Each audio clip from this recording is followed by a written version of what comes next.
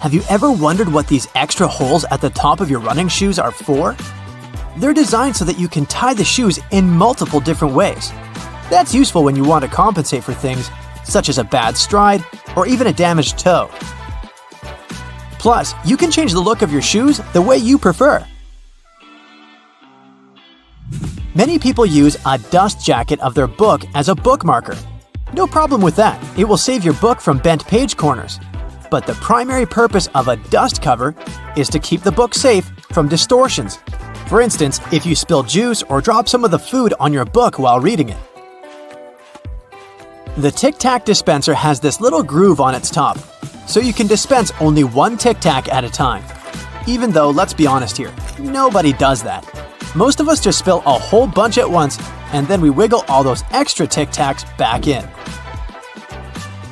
Those rubber bumps you see between the tire treads are there for your safety. The raised edges tell you what the minimum height of your tread is. If the bump and the edges are even, it's time for you to visit the tire shop as soon as possible. But if the bumps are well beneath the level of the edges, you're good to go. What about that black grating on the microwave window? It's something called a Faraday shield. And it's there to prevent microwaves from getting away and turning the entire room into a Faraday cage. If the microwaves escape, your meal won't cook properly either. So yep, the cage is not there to make it difficult for you to see your meal while it's cooking. It's keeping the electromagnetic energy inside. How about a wrench-compatible screwdriver? Cover your screwdriver with the end of your wrench and you can increase its torque. That's why the head of your screwdriver is designed the way it is. When you have odd angles, you can use this strategy. You've probably heard those myths, the blue side of the eraser can erase the pen? False. Its purpose is to erase a pencil, but in case you're writing something on heavier paper. The blue side can remove smudges you see after using the pink eraser too. Have you ever wondered why oranges in supermarkets mostly come in the red mesh bag? It's a trick to make this food look more orange and encourage you to make a purchase. An extra tip, don't throw away the mesh bag. Tie it up so you can have a small pot scrubber to clean your sink, kitchen, appliances, and dishes. You can see golf balls don't have a perfectly round shape. Their surface is covered with many little dimples, something golf balls didn't always have. At one point, experienced golfers started noticing how, through time, older balls with imperfections, such as nicks and bumps, could travel further. Such things create turbulence in the air around the golf ball, which eventually reduces drag. So, manufacturers started producing balls with dimples so they could go farther and faster. You might have noticed that sometimes there are ridges in toothpick tops. It's more hygienic because when you break that off, you can prop the toothpick up on it, and it won't touch anything. Another safety feature you'll find, this time in your car, is a tab on your rearview mirror. With it, you can change the position of the mirror, so you don't get blinded if there's a car behind you with its high beams on. So this little tab helps you control the glare of lights coming from behind. This feature showed up in the 1930s, but in the early 1970s, it became a part of standard equipment in most trucks and cars. Do you see that tiny hole on your iPhone right next to the rear-facing camera? It's a microphone, and it's there so your phone can record sound as you turn your camera around. Some cables have a thick cylinder towards the end of the cord. It's called a ferrite core or a choke.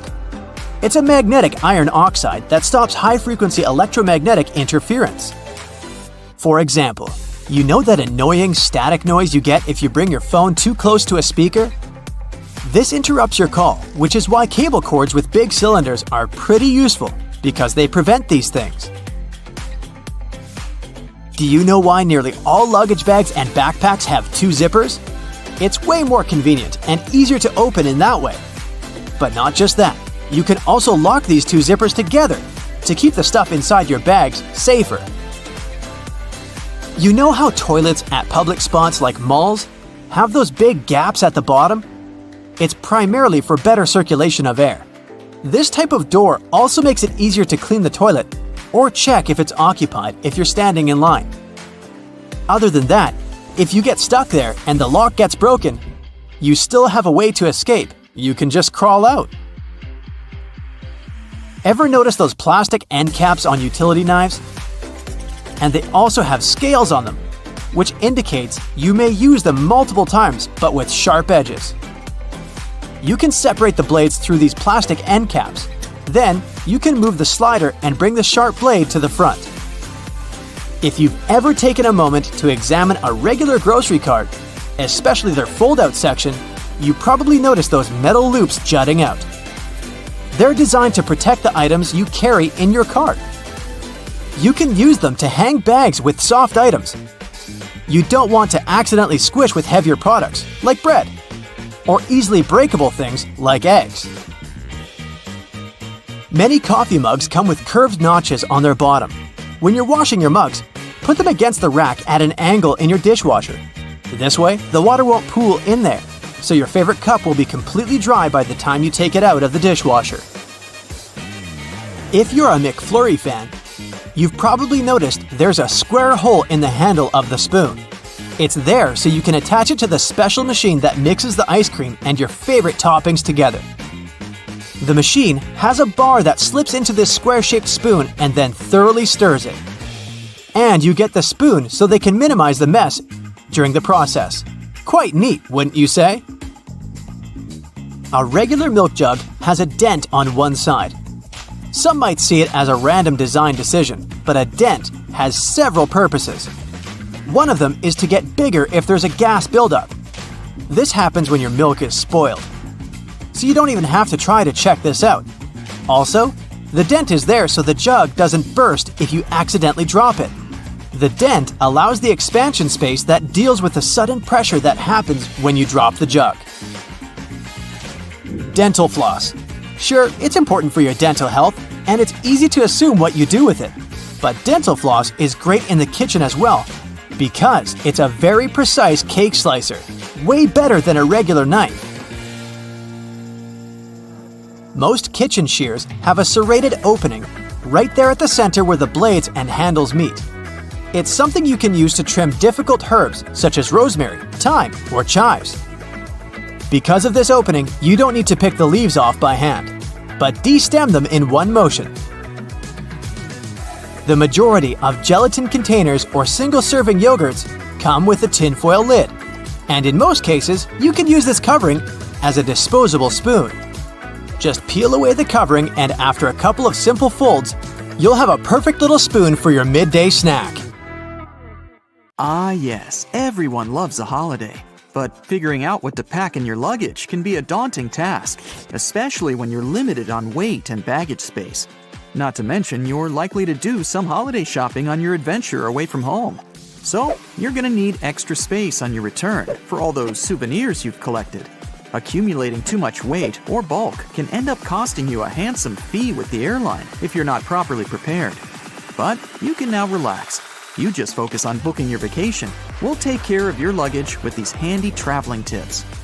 No doubt your clothes are going to take up the bulk of your luggage. Considering most airline standards permit one bag for most local trips and up to 2 bags for longer distances, that doesn't grant you a whole lot of space if you plan on being fashionable on your getaway, especially in the winter. However, this doesn't mean you have to turn your undergarments inside out for repeated use. The key here is to be clever with how you pack. Firstly, you might want to consider how you're folding your clothes. The most space-efficient method to store your wardrobe in a suitcase for travel is to roll up each item. Think of your clothes like those sleeping bags you used to take on your camping trips. They always seem too thick for their compacted covers, but with perseverance, you could roll it up tight enough to fit inside. Now, you don't need to wrestle with your clothes quite as much, but the same principle here applies. Start by folding your shirts, pants, and whatever else you plan on packing neatly, similar to how you might find them on a clothing store shelf. Then, when you have them in a relatively rectangular or squared-off shape, roll them up tightly. Now that you have your little clothes logs, start packing them into your bag. And behold, extra space! Now, here's something we've all experienced arriving at our holiday destination. We drop our suitcase on the hotel bed, open it up, only to find, All our clothes unfurled and scattered like a tornado stormed through our bag. Your luggage has had a rough journey from your home to your holiday destination. It's been dragged through airport terminals, tossed around by baggage handlers, and rocked back and forth during in-flight turbulence. A simple stationary item, rubber bands, will help you keep your clothes neat. Now that you've got them rolled up, place a couple of rubber bands around them to keep them from unfurling. This is an especially neat trick if you want to roll an outfit together as one. Maybe you've got head-to-toe denim that you can't wait to rock on your getaway. Fold up your clothes as before, then layer the different items of your ideal outfit atop each other. Roll them up as one, then use the rubber bands to keep them together. You can preemptively decide your day-to-day outfits before you even board the plane. However, you may still prefer to fold your clothes, especially business or formal shirts and pants. Lucky for you, we have a handy trick for that too. Instead of folding each item individually, we're going to lay it out all on top of each other. Start with your shirts and tops, alternating with one on top and one on the bottom, keeping the necks of your shirts at the center. Work your way down to your pants and smaller items until they're all laid out flat. Try to keep your pants in the middle. Finally, start folding your items in on themselves, with the shirts creating the outer layer, until you end up with a neat bundle, like a present. You should be able to sit your bundle squarely into your bag. Want to save even more luggage space? Instead of putting your undergarments and socks into their own section, try fitting them into available spaces and gaps within the rest of your luggage. If you plan on taking a cap with you, for instance, the inside of your headwear is a great space to store your socks. This applies to other small luggage items too, such as phone chargers and ties. Though keep in mind that you can also lay your ties and belts out flat across the clothes in your luggage to conserve space. And if you're really limited on baggage size, say all you have is a carry-on for a fortnight-long trip, here's another method. Get yourself some compression bags to store your clothes in. These bags will compact multiple sets of clothes into the size of a small laptop bag. Fold up the clothes you intend to pack and store them into the compression bag. You should be able to fit 8 to 10 standard clothes items or a few bulky ones. Once you've filled the bag, seal it and squeeze the air out through the built-in one-way pressure valve. The easiest way to do this is either by rolling it, and you should be pretty good at rolling your clothes by now, or by using your knees to apply pressure.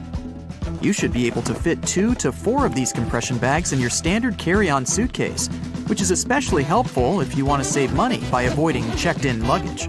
And you can take even more clothes on board with you if you stick them into a pillowcase. The best thing about this tip is that it also doubles as a comfy pillow for you to rest your head on during the flight.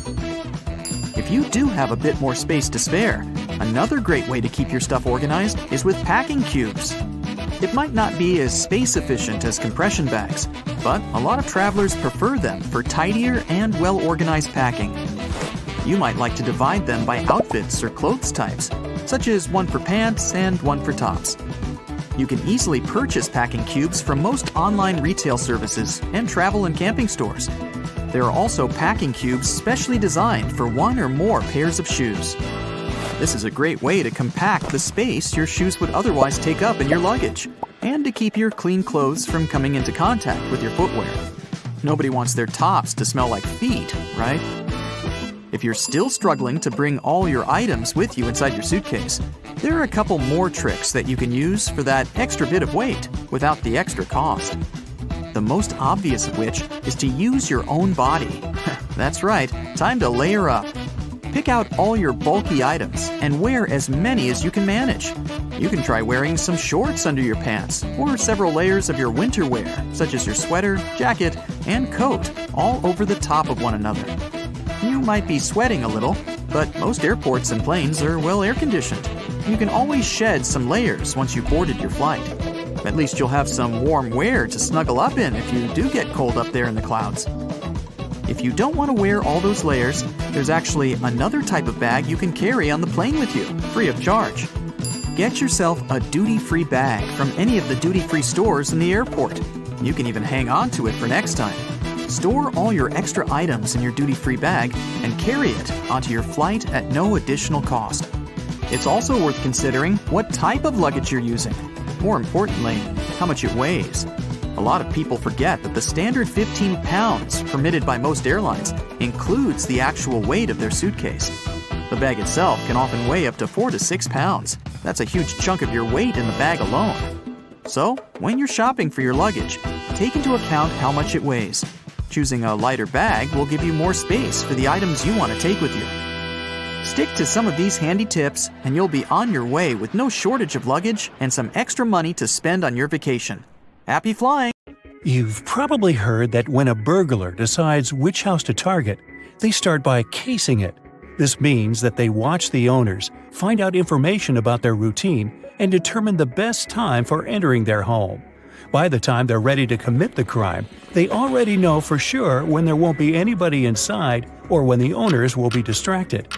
One of the tricks thieves use to gather information about your routine is so simple that you may not even give it a second thought. But the next time you hear a quiet crackle under the sole of your shoe, stop and check what it was. The chances are high that you'll find yourself face to face with a crushed cookie. If that's the case, it's your clue that something has gone terribly wrong. The thing is, this is a rather effective tool criminals use to find out if you've left on a trip or when exactly you come home in the evening. A cookie is such an innocent object that people don't usually give it much thought, if they even notice it at all. You arrive home, step on the cookie, make it crumble, and automatically reveal all your secrets to burglars. They know for sure if the house is lived in and can also figure out the schedule of its owners. Things get even worse if you're away from home. The cookie under the doormat remains whole, thus alerting criminals that the house is perfect for a break-in. So, if you find some treats under your doormat, that's pretty bad news. Someone is interested in your house and watching it. It might be a good idea to notify the police or take some safety measures. Now, the ploy with a cookie is just one of the numerous tricks used by burglars. One more sign that can alert you to the fact that you're being watched is white pebbles left near the house or in the driveway. This means that a criminal has already visited your home and marked it as worth entering. Another reason why thieves may have left the pebbles is to indicate that your house stays empty during the day. So, if you're walking along the street and notice a USB flash drive sticking out of a curb or a wall, don't get confused. You have most likely stumbled across a dead drop. Despite its ominous name, this is a global art project that has borrowed some tricks from the world of spies and espionage. Lots of people who know about this project are happy to be able to put on their black coat and dark sunglasses and go to swap confidential information with others. The thing is that many decades ago, spies had their own ways to exchange secret materials. There was a live drop when spies met in person, but this was often extremely dangerous. That's why a dead drop system was invented. In this case, some loose bricks in a wall in an alleyway hid important documents that had to be picked up later. Nowadays, there are more than 1,500 dead drops all over the world, and the accumulated data on these flash drives reaches 10 terabytes. You can come across a dead drop on any continent you visit, except Antarctica, maybe because there are not so many walls there. So, if you find one, what do you do with it? First of all, it's highly inadvisable to connect random USB flash drives to your computer. You never know what viruses are lurking there, looking forward to destroying your hard drive content. And while risk is a part of the game, don't overdo it. If you're 100% sure that you want to play, secure your computer as well as you can, or even better. Secondly, you can't even guess what information will be waiting for you on a flash drive. Anyone can download videos, photos, or text files, and this has already led to several problems. Speaking of which, have you got a parcel with a USB stick in it? Whatever you decide to do with it, don't plug the flash drive in. Such cases have been more and more frequent in Australia. The police warn people that hackers have invented a new tactic. They drop unmarked memory sticks to letterboxes. It'll probably come as no surprise that these devices contain malware able to mess up your computer. They evidently rely on human curiosity and, in all honesty, it pays off. People can't fight an inexplicable desire to check the contents of a mysterious gift. As a result, almost half of USB sticks received by post get plugged in. After that, people start having serious problems with their laptops and computers. For example, fraudulent media begins to stream service offers, or computer viruses harm files and programs on a PC. So, no touching the free flash drive, okay? Now, you leave a shopping mall, your office, an airport, and go to the parking lot to find your car. You unlock it and put the key in the ignition. When you're about to start your vehicle and drive away, you see something strange on your windshield. Is that a $100 bill wrapped around your wiper? Oh, you could certainly find a way to spend this unexpected gift. But do you really think someone accidentally put money on your windshield and forgot all about it? Beware, this is nothing but a ruse. Because as soon as you get out of your car to get a closer look at this mysterious banknote, the owner of the banknote will take action. They will get into your car and drive off at a record-breaking speed. Let's admit that no one would turn off their ignition and take their belongings with them if they got out of their car to check the windshield for a C-note. As a result, in under a minute, you'll lose your car, your wallet, and your documents, and you'll be left stranded in the parking lot.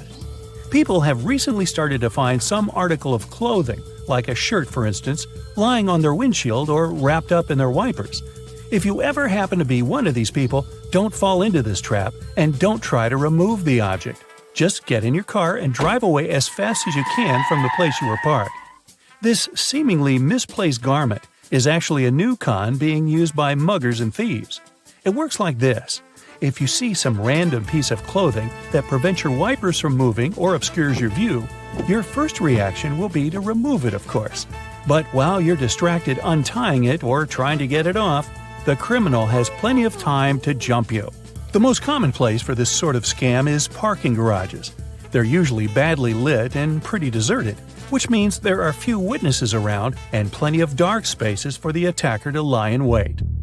Now, if one day you come home and notice some graffiti or markings on your door or house, call the police immediately. Even if it just looks like a teenage prank or a simple scratch, it's better to be safe than sorry, because burglars use certain marks to tell other criminals different things about your house. For example, something resembling a Roman numeral 2 means that the homeowners are rich, so the place is a great target. On the other hand, a crossed circle tells other burglars that there's nothing valuable to take from the house. Kinda makes you want to mark your own house like that. Now, a long horizontal rectangle divided into 4 parts means the place has a big aggressive guard dog. A triangle divided into 2 parts by a vertical line tells criminals to hit the place only at night, while a reversed one says that a house or apartment is free after dinner. And something looking like a combined A and K lets their fellow burglars know that the house is always full of people. Hey, did you know there's even a fraternity for burglars who love to steal desserts named Iota Grab a Pie? Sorry, I made that up. A new trick being used by car thieves, and that's the trick with a coin. They slip it into the space between the door and the door handle. When a car owner thinks they've locked the door with a remote, the vehicle is, in fact, still open. The coin prevents the lock on one of the doors from working. As soon as the owner walks away from the car, the thief has no problems at all opening the door and driving away. Another trick. As soon as there's some public gathering, a big party, or even a busy day at the mall, car thieves make an announcement over the PA system that a particular car, chosen by them of course, has blocked their vehicle in and they can't leave.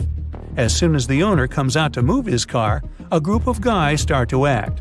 They assume, and for good reason, that the person is carrying the key to his car. Crackers have holes in them to stop them cracking and breaking during baking. If the holes weren't there, steam would build up inside the cracker and make it collapse. Take a look at a soda bottle and you'll notice a disc inside the bottle cap. This helps seal in the liquid and the drink's fizz, stopping it from going flat. The long neck on your soda bottle is designed like that to encourage you to hold it there. That way, the heat from your hand will only warm that top bit of the bottle instead of heating up your whole drink. It's always hard to see your food in the microwave because of that pesky black grate on the window, but it's there to stop harmful microwaves from escaping. Called the Faraday Shield, it protects you as well as ensures that your food cooks properly. Food items like chips come with about 43% nitrogen inside their package. It might seem like they sell you half a bag of air, but it's exactly the opposite. Oxygen, the gas we breathe, would react with the chips inside the bag and make them go rancid quickly. It's called oxidizing for a reason. Nitrogen, on the other hand, is an inert gas that helps keep the foodstuffs fresh and also protects them from breaking during transportation. A bag of chips that has this gas cushion lets you enjoy your crunchies without them turning to potato crumbs. Donuts have holes in them so that the inside and outside cook evenly. Before the holes were added, the inside would often be greasy and doughy while the outside was crisp. Margins on paper aren't for writing in dates and numbering lists. They were originally added to serve a protective function. Back in the day, rats used to be a pesky problem in people's homes, and paper was one of their favorite snacks. Margins were added as a safeguard so that the rats would nibble on blank paper, rather than taking a bite out of your important work. That hole in your hollow lollipop stick isn't to prevent choking should it ever be swallowed. It's actually there to keep the candy in place. Excess candy flows into the hollow tube, and the hole, which when it hardens, keeps the pop in place. If it was a smooth stick, the candy would slide off easily. Vacuums come with so many attachments, but do any of us really know what that one with long bristles is for? It's for dusting and is perfect for cleaning framed art, blinds, and lampshades. What's the difference between a wooden hanger and a plastic one? Aside from helping keep your clothes in shape, cedar wood hangers also repel moths and bugs. Salt isn't just used for cooking. It can get rid of tough smells. Rubbing salt on your fingertips after chopping garlic should remove the smell. It also works on shoes. Toasters have a secret slide in the bottom that can be removed, so you can clean out all those annoying breadcrumbs. If you ever had problems with popping chocolates from the box, look at those little holes around them. They're there to help you. If you push a hole right next to the candy, it'll jump out easily. When you take a sip from a coffee cup with a lid, it decreases air pressure inside the cup, so air tries to get in. The tiny hole on the lid allows air to enter that way, so liquid can smoothly pour out the main hole. More on beverage lids. The small button on them let restaurant workers, and customers too, understand what's in a cup. Near each button, there's a name. Just look at which one is pushed down. The numbers on the fruit stickers tell you how exactly they were grown. If there are 4 digits and the first is 4 or 3, the fruit has been sprayed with pesticides. If there are 5 digits and the first is 9, the fruit has been grown organically. If there are 5 digits and the first is 8, the fruit has been genetically modified. When you're on your way back to the car after bagging up everything you bought, use loops on a shopping cart to hang the bags. Now, softer items like bread, eggs, fruit, and veggies won't get squashed by the heavier goods. If you don't have anyone to hold the other end of your tape measure when you try to measure something, tap a nail on it. Now, simply hook your tape on it using the tiny hole all tape measures have. The square-shaped spoon that goes with a McFlurry helps to mix the ice cream toppings through the dessert. The spoon hooks directly to a machine and spins around. Padlocks that are used outside quickly get out of order because of rain. See this little hole in the bottom? It's made for pouring engine oil inside. Do this and the key will again turn in the lock without any difficulty. You keep banging the bottom of a glass ketchup jar, but nothing's coming out. Here's a little tip. Turn your ketchup bottle at an angle and tap on the middle of the neck. In many fast food restaurants, customers fill tiny folded paper cups to get a portion of ketchup or mustard. Here's the news. The cups are supposed to unfold and turn into small paper platters to hold a great deal more sauce. That little hole on the handle of a pot or a frying pan isn't just for hanging them on the wall. During cooking, put the end of your utensil in the hole, and it'll be propped over the pot to save your kitchen from extra mess. The blue or any other dark color bristles on your toothbrush are meant to remind you when it's time to get a new one. If you see that bristles have become pale, change the toothbrush or its head. An extra hole at the upper part of the sink has multiple hidden functions. First, In case someone forgets to close the tap, the water won't overflow and the bathroom won't get flooded. Second, thanks to that hole, the water drains faster as it gives an escape for the air, helping the water flow down. Most metallic zippers have a hidden lock inside them to save you from awkward situations, such as an undone fly. Don't leave the zipper handle in an upward position.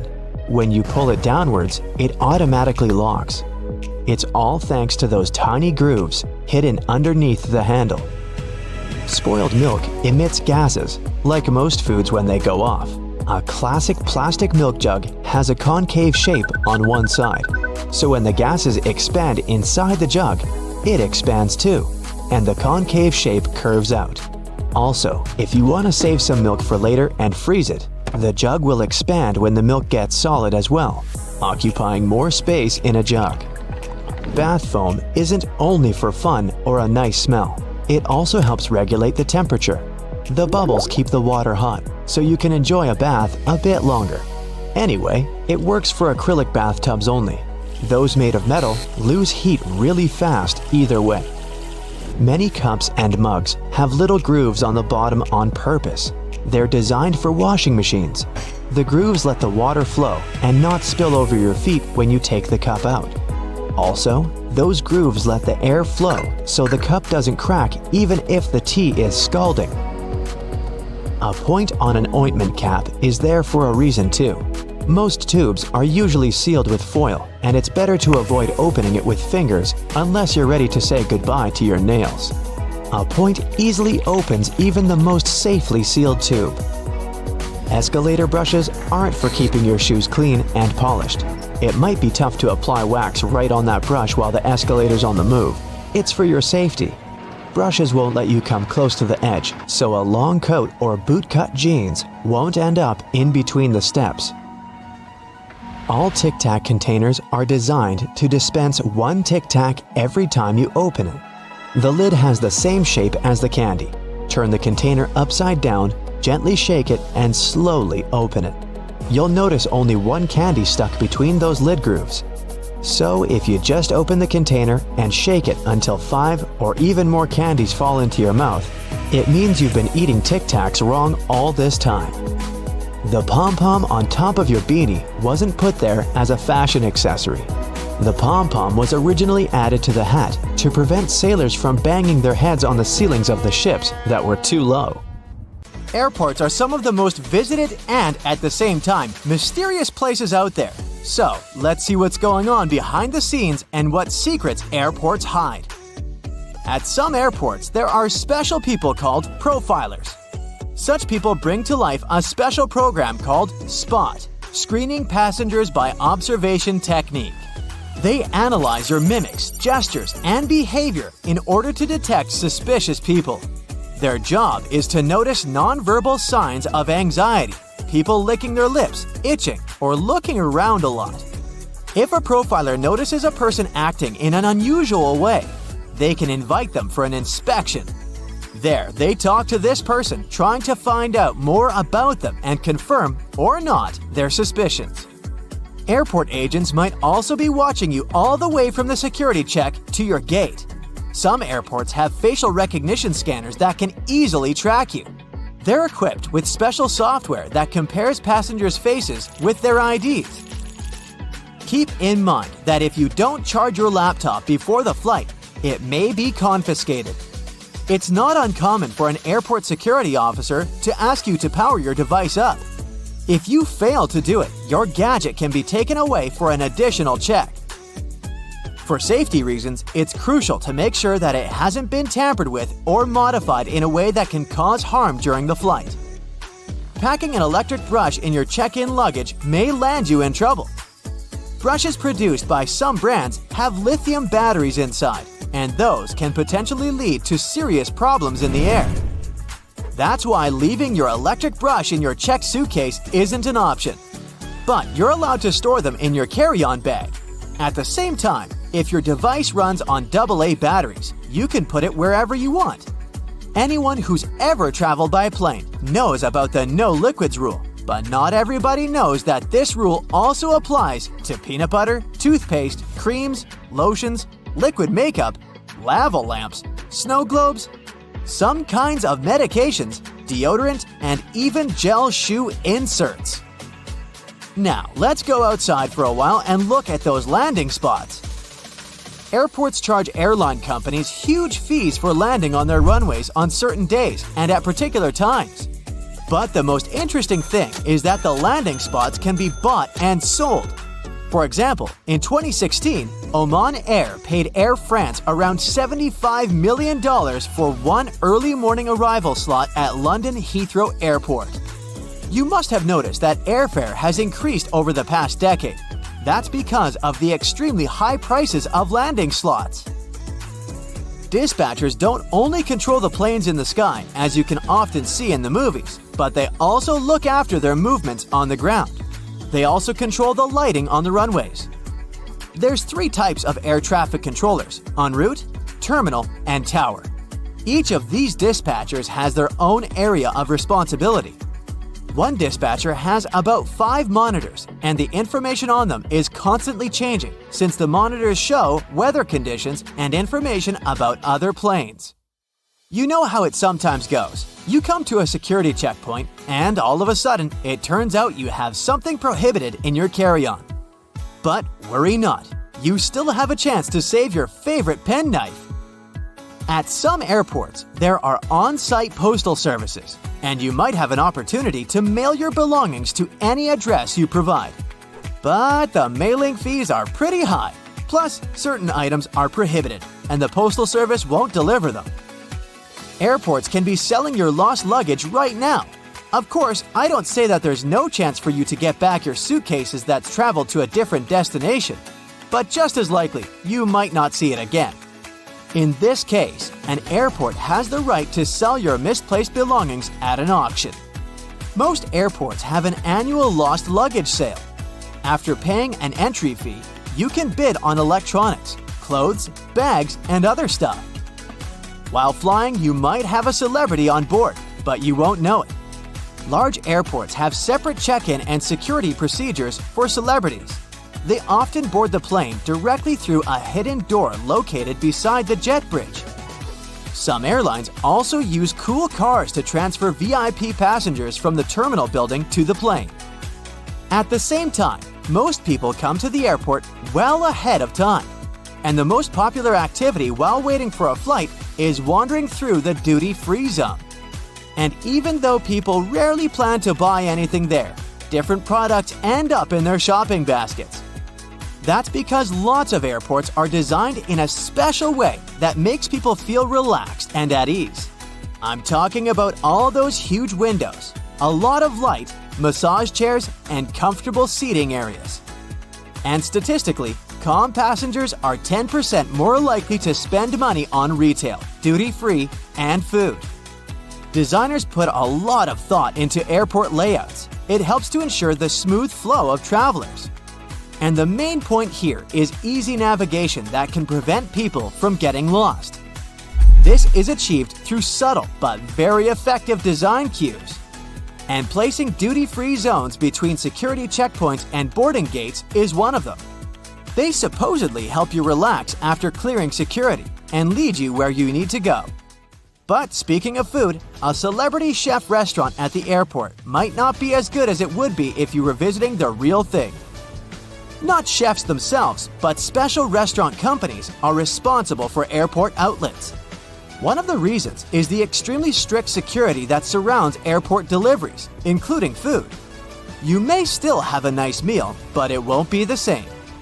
Now, I'll tell you about one more way airports manipulate you into spending your money. They make you walk through the shiny duty-free stores straight after the security check. But the most curious thing is that the walkway through such stores usually veers to the left. That's done because most people are right-handed, which means they use their right arm to pull their luggage and are more likely to look to the right while passing through the stores. And the duty-free zone veering to the left leaves more space on the right, where passengers are more likely to look. Oh, and have you ever noticed how many mirrors there are at airports? Mirrors are strategically placed there to make airports appear larger and create an illusion of more space. This in turn helps to reduce the feeling of claustrophobia and makes the airport experience more comfortable for travelers. If you have an opportunity, don't exchange cash at the airport. You'll never get a good rate there. Those who didn't buy local currency in advance can instead order it online and collect it at the airport. Some services only need a few hours' notice for such an order, or it might even be better to use an ATM to withdraw some cash at your final destination. Now, have you ever paid attention to airport codes? The most often used are 3-letter codes. Why this number? Back in the 1930s in the USA, pilots used the National Weather Service's 2-letter city codes to refer to airports. But soon, the number of airports in the country outgrew the number of such codes. That's why airlines expanded this system by adding the 3rd letter. It was usually X. That's how LA, Los Angeles, turned into LAX. But even though there shouldn't be 2 airports with the same code, some of these codes sound so similar you could easily mistake one for the other. For example, look at this airport with the code CGP in Bangladesh. And here we have CPG. It's the code of an airport in Argentina. It's dangerously easy to fly to the wrong place, so pay attention. Many airports have carpets at their gate areas. This nicety usually comes with a few other perks: lower ceilings, comfortable seats, and pleasant natural lighting. All this costs more for airports, and carpets are not so easy to clean as hard floors are, but they create a cozy feeling for passengers waiting for their flight, making them more relaxed. Still, it isn't a gesture of goodwill on the part of airports. According to social research, calm passengers are about 7 to 10% more likely to go window shopping and actually buy something in the lounge area or duty-free zone. So, by investing in the passengers' comfort, airports actually increase their own income. If you ever wanted to know what happened to your baggage while you're on board a plane, the short answer is that airport staff don't actually know once it leaves their territory, and they probably really don't care. Sorry. Baggage is sorted automatically. Scanners scan the barcode and sort the baggage according to its destination. The 3 main tasks of airport baggage handlers are to move your bags from the check-in area to the gate, to move them from one gate to another when you have a connection, and to move your bags from the plane to the baggage claim area. And that's it. So if your luggage doesn't move fast enough, it can be late for your connecting flight, or the exact opposite. Your bag gets to your destination before you do because you're stuck at passport control. Another problem can arise if you forget to tear off any old stickers showing a different destination. In this case, the scanner might send your luggage to the wrong country. Most airports are equipped with giant kitchens where the food for passengers is prepared. These kitchens usually cook food for different airlines at once. And since that oh-so-delightful airplane food must be cooked for about 6 to 10 hours in advance, these kitchens have to work 24/7. And however surprising it might sound, the menu for your flight is developed up to a year in advance. This is a common practice for most airlines because every single ingredient matters and adds to expenses.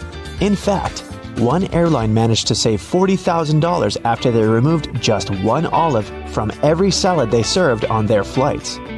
Airport staff sometimes ask passengers to rub their hands on a piece of cloth before putting it into a special machine.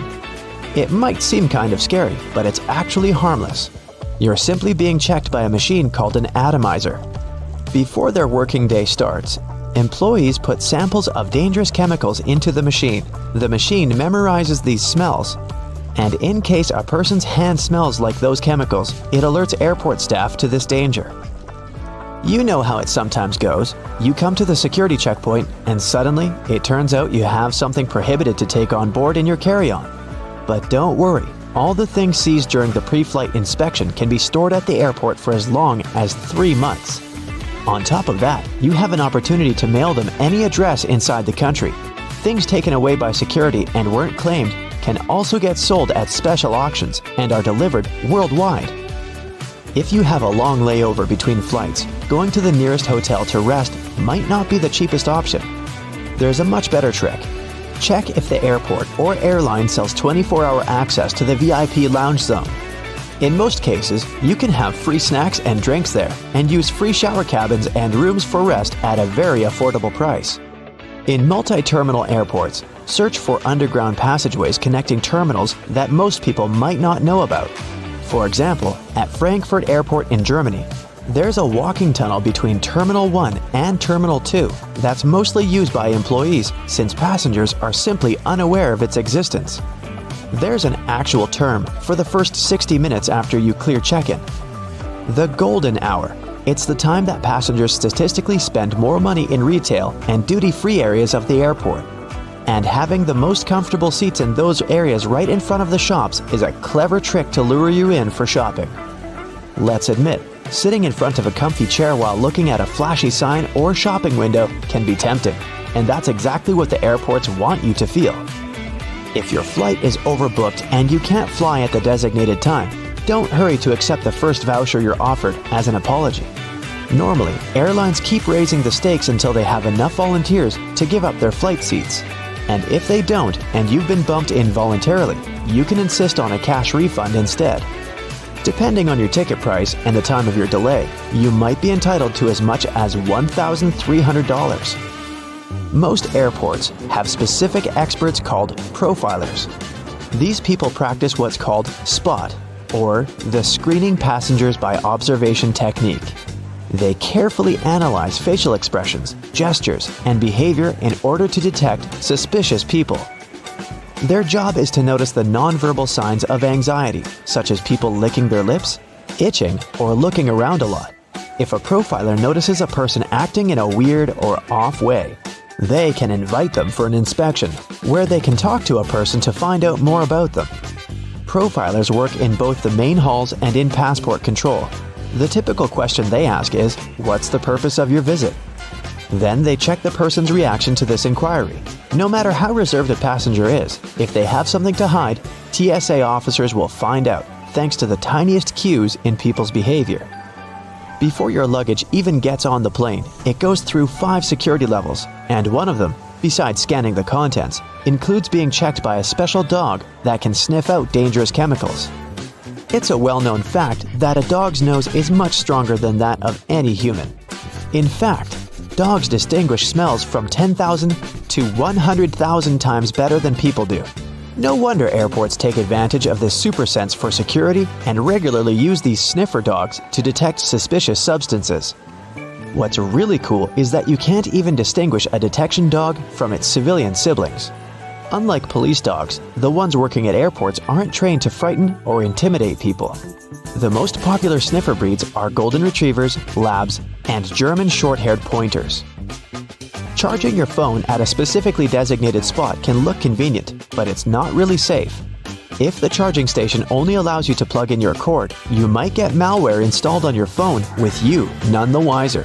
The only safe way to charge your phone or tablet is to find an electric socket and use it with your own charger. Same goes for free airport Wi-Fi, apart from the airports requiring you to authenticate yourself more often than not. Someone can easily access your data while you're using an unprotected Wi-Fi hotspot.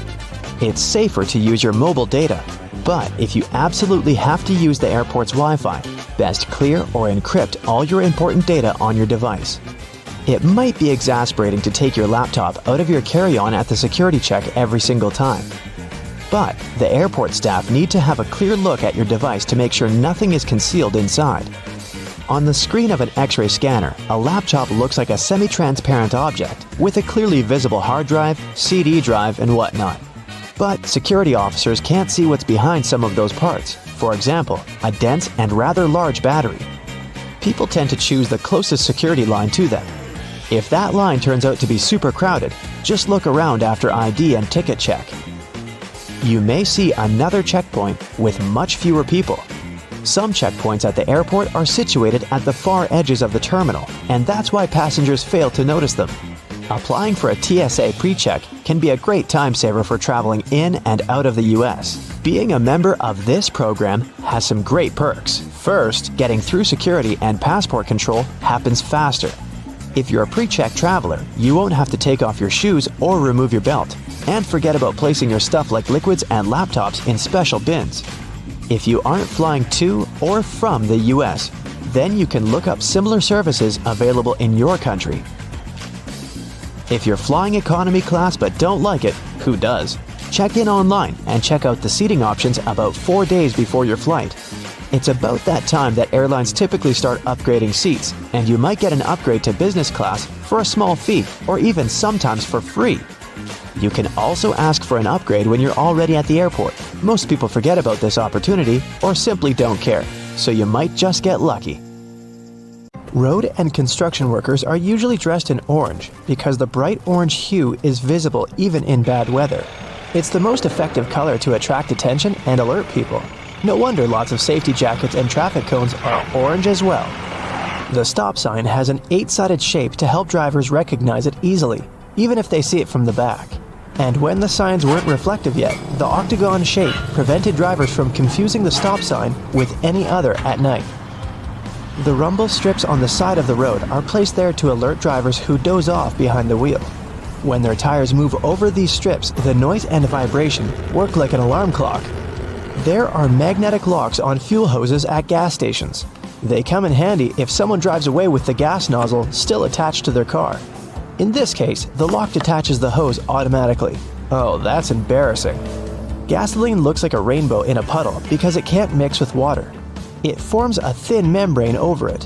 When light reflects from it, and the water at the same time, you've got a rainbow. A triple handle on a jerry can is there to make it easier for 2 people to carry it and distribute fuel evenly. Gas cans often have a second hole that actually needs to be uncapped too before you pour the gas. The air passage will prevent it from pouring out, so no more fuel waste. Most gas cans have 2 holes with caps, a bigger and a smaller one. You're supposed to uncap the smaller hole before pouring gas inside the bigger one. It'll prevent the liquid from glugging and spilling all over your clothes and the ground. Another little thingy we often neglect is a point on an ointment cap. Most tubes are usually sealed with a plastic film or foil, and opening it with your fingernails isn't the best idea. A point easily opens even the most safely sealed tube. You can use most screwdrivers together with a wrench to create more torque. Just place the wrench over the handle of the screwdriver. This way, you'll need to apply a lot less force than before. You'll also be able to get to hard-to-reach areas more easily. They install cameras in shops, banks, and hospitals to monitor everything. If something happens, you can call the police or rescuers. The camera really helps to solve a lot of problems. Why are there no cameras on planes? The crew keep order on the plane, but they won't be able to do anything if something serious happens. Besides, there's nowhere to run on the plane. During the flight, the cameras are useless, and after the flight, the words of the passengers work ideally instead of cameras. So, if cameras do no good, then why spend money on them? Water is great at cleaning stuff because it has triangular molecules. They're made of 1 oxygen and 2 hydrogen atoms, H2O. Such molecules have slightly different charges on their opposite sides, pretty much like magnets. That's why water easily sticks to other molecules, including those that make up dirt. Lots of private houses have triangular-shaped roofs because this allows rain, snow, and fallen leaves to slide off the slope. If all this stuff piled up on top of your house, one day your roof would collapse. When a storm is coming, clouds seem to turn dark, but it's just an illusion. Thin clouds on a sunny day let the light through easily. They also scatter all the colors of the light spectrum. This makes us perceive the clouds as white, but the thicker the clouds are and the more water droplets they contain, the less light they let through and the darker they look. A good doorknob is the one made of brass, bronze, or some copper alloys. These metals have an anti-germ effect. Bacteria spread way slower on them. They also get rid of germs pretty fast, within a couple of hours. Nope, it doesn't mean you don't have to wash your hands.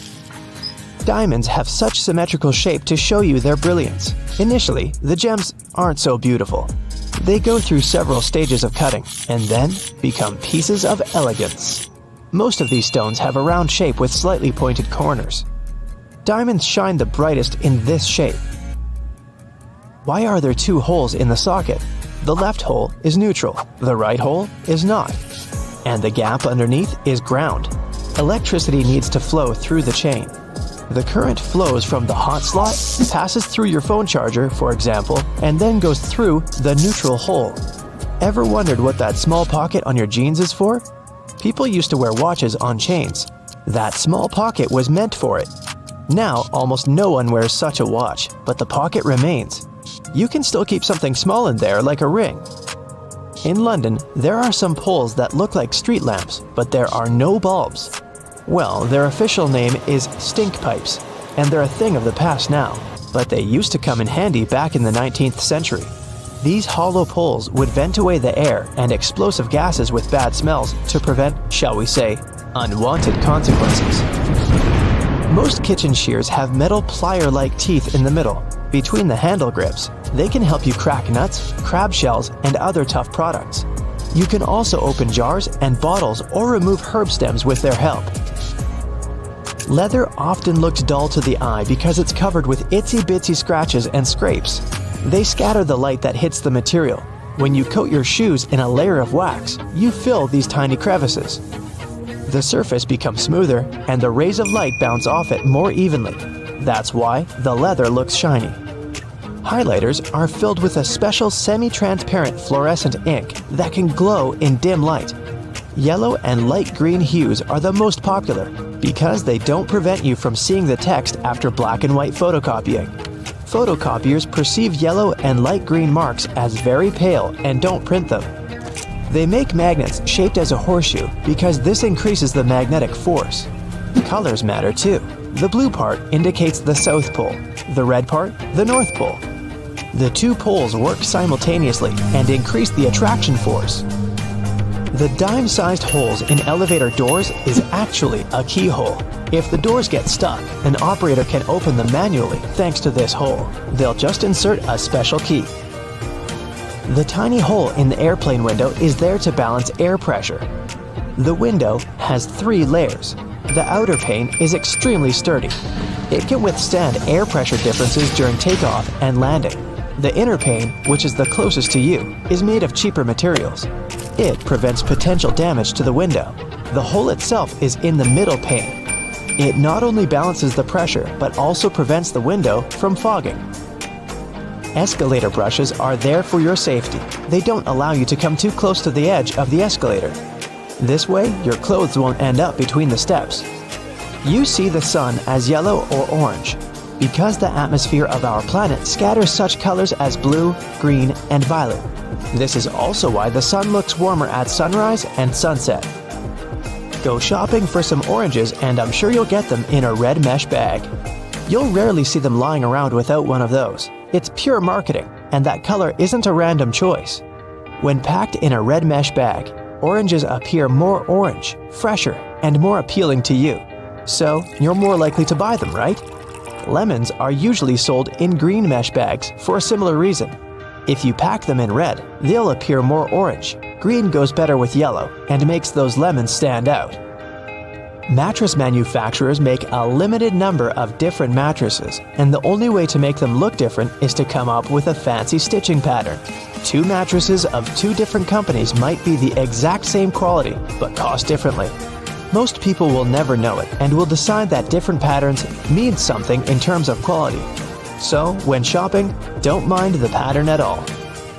Almost all hotels have white bed sheets. They choose this color specifically to show how high their standards of cleanliness are. The whiter and brighter the sheets are, the more luxurious the hotel seems. It's much easier to see dirt and stains on white linen. It's like proof that you've checked into a clean room. That little yellow hook you can see from the airplane's window if you're sitting next to the wing is there to help you in case of an emergency landing. Inflatable slides can only be deployed from the emergency exit doors in the front and the tail of the plane. In the middle, the passengers would have to walk right out on the wing and get to the ground from there. But jumping from the plane wing isn't safe because it's just too high. And here's where those little yellow hooks come in handy. The flight attendants tie ropes from the doors and through the loops for the passengers to hold onto. This way, everyone can safely get to the ground without injuries. Now, you want to try to avoid cozying up under airplane blankets. Some airlines only wash them about once a month. Better use your own travel blanket, a scarf, or a jacket. And always remember to wear your shoes while walking around the plane. That carpet on the floor can't and won't be cleaned to perfection between flights. It's just too much time and effort for the cabin crew. The dirtiest place on a plane isn't the bathroom. It's your tray table. It has 8 times more bacteria than an onboard toilet flush button. Now, in case of emergency, oxygen masks only have enough airflow to last for about 15 minutes. Luckily, it's just the amount of time a plane needs to find a suitable landing place or to at least descend to the altitude where people won't need oxygen masks anymore. You may wonder why you're asked to lift your seat back and close your tray table before takeoff and landing, but it's for your own safety. A reclined seat is comfy for you, but it makes it harder for the passenger behind you to get out of their seat, which is crucial in case of an emergency. The lower tray table is the same way, only this time it's you who won't be able to stand up fast enough if anything happens. Besides, the tray table prevents you from assuming the secure position in the event of an emergency landing. This position requires you to bend over in your seat, put your head between your knees, and cover the back of your head with your hands. Imagine doing that while your tray table is open. If you look around the cabin, you'll notice little black or red triangles around the midsection of the plane. These stickers let the flight attendants know where the airplane wings are located, so they can immediately look out the right window to see if something is amiss outside. You shouldn't lower the window shades while taking off, taxiing, or landing for 2 reasons. First, the flight attendants must always be able to monitor the situation outside, and open shades help them with that, obviously. Second, if something's gone wrong on board the plane while it's on the ground, for example, a fire, the ground crews won't be able to see it and evaluate the situation before going in unless the windows are open. That tiny hole you see at the bottom of any airplane window isn't there to scare you nuts. In fact, it helps keep the pressure from the inside and the outside of the window equalized. The hole itself is only made in the second layer of glass, and there are 3 of them overall, which also helps with security, by the way. Even if the outer glass breaks, there will still be 2 more to keep you safe. Now, you might see flight attendants touching the overhead compartments while they're walking along the aisle, but that's not exactly what they do. Right beneath the compartments, there's usually a handrail that goes all the way through the cabin, so you can also use this trick to stay firmer on your feet in the aisle. The pilots dim the lights in the cabin during nighttime, not for you to get cozy and sleepy. Our eyes have a hard time adjusting to darkness in the first few minutes of sudden lights out. And in the case of emergency, every second matters. So the lights get dimmed to let you get used to darkness in case something happens and you have to act fast. Pay attention to the aisle floor too. If there's an emergency landing at night, there will be 2 luminescent strips along the aisle showing you the way to the exit. Follow them to get safely out of the plane. Flight attendants also suggest counting the seats between you and the emergency exit once you're seated. This will help you navigate in case there's no other guidance available. If a lightning bolt hits the plane, the passengers won't feel it. The entire aircraft is covered with aluminum coating that conducts electrical current and doesn't let it inside. This protection is tested using a lightning simulator. Airplane windows are round because the air pressure is evenly distributed this way. If the plane's windows were square, strong air currents would accumulate in the corners of the windows, depressurizing the cabin, and that's bad. Don't think you become untouchable if you go to the airplane toilet. The bathroom door can be opened from the outside. There's usually a small latch at the top of the door that allows cabin crew to get you out of there. It's useful for both getting to people doing something suspicious in the bathroom and helping those who don't feel well and, for example, collapsed while in the toilet. Yeah, let's avoid doing that. The plane's wings flash red and green lights at night to show the direction the plane is heading in. A green light is always on the right wing, and a red one is on the left. Aircraft tires are designed to withstand 4 to 5 times more pressure than they actually experience upon landing. The wheel is more likely to break than the tire. Pilots always have different meals. This is necessary to reduce the risk of food poisoning. The flight can still go well if one of the pilots has gone down because of a stale burrito, but not if it's both of them. And try not to both of you eat the fish. Some airlines don't allow pilots to have beards. Facial hair can prevent securely fitting the oxygen mask, and pilots must always remain conscious. The seats are blue in most aircraft because this color soothes people. It's also easy to keep clean. The rumbling noise you hear after boarding the plane is luggage being loaded on the plane. The compartment is right beneath the cabin, so it can sound quite loud sometimes. On most flights longer than 7 or 8 hours, pilots have access to a specially designed rest seat in or near the cockpit. Flight attendants typically have a section of the cabin reserved for them, and it's sometimes separated from the passenger areas. Some larger aircraft even feature private crew quarters above or below the main cabin. The wings of most passenger aircraft are located at the bottom of the plane. It's called a low wing. Firstly, if you install the engine under low wings, it'll be closer to the ground and easier to repair. Secondly, the wings will take on part of the shock in case of a hard landing. And if the plane falls into the water, then the wings become a life-saving pillow. By the way, a plane can stay afloat for 10 minutes to 60 hours. It all depends on the model of the plane, weather conditions, and pilot skills. Now, most airplanes are white because this color best reflects the sun rays and the aircraft body doesn't heat up as much. Also, the damage is best seen on white, and white paint is simply cheaper. Shoulder straps seem more secure than just a waist belt, but not in the case of planes. When the plane gets into turbulence, it's tossed a bit in the air. The waist belt will simply hold you in place in case of a more severe shake. Shoulder straps would require more space between the seats, and this is not justified on a plane.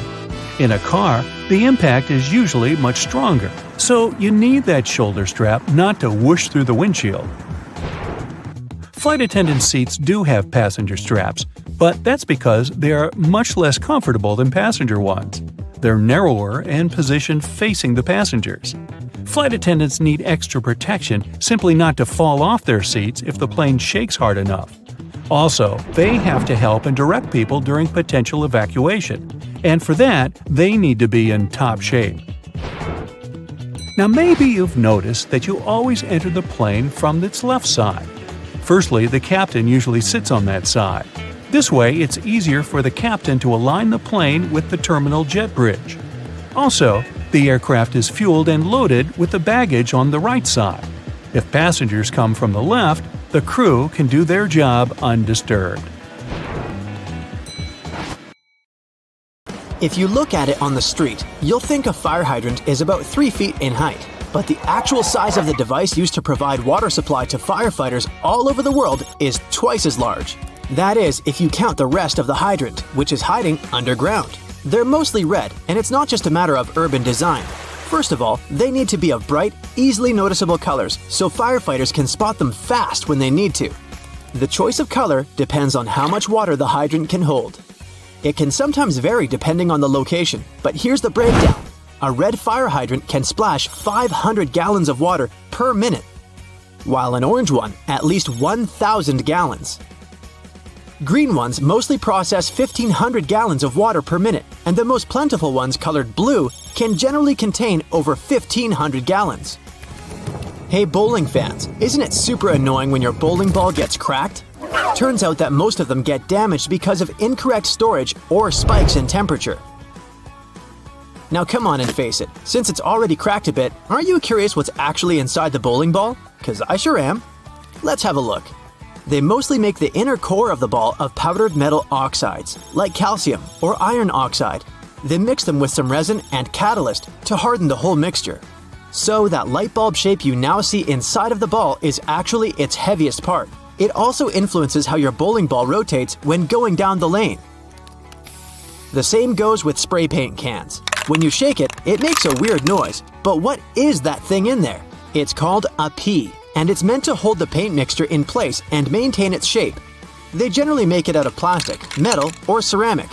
It basically acts as a whisk to make sure your paint is well mixed together before you apply it to your surface of choice. Ever wondered how soda bottles keep that refreshing fizz for that long? Well, they have a little plastic ring fastened to the lid.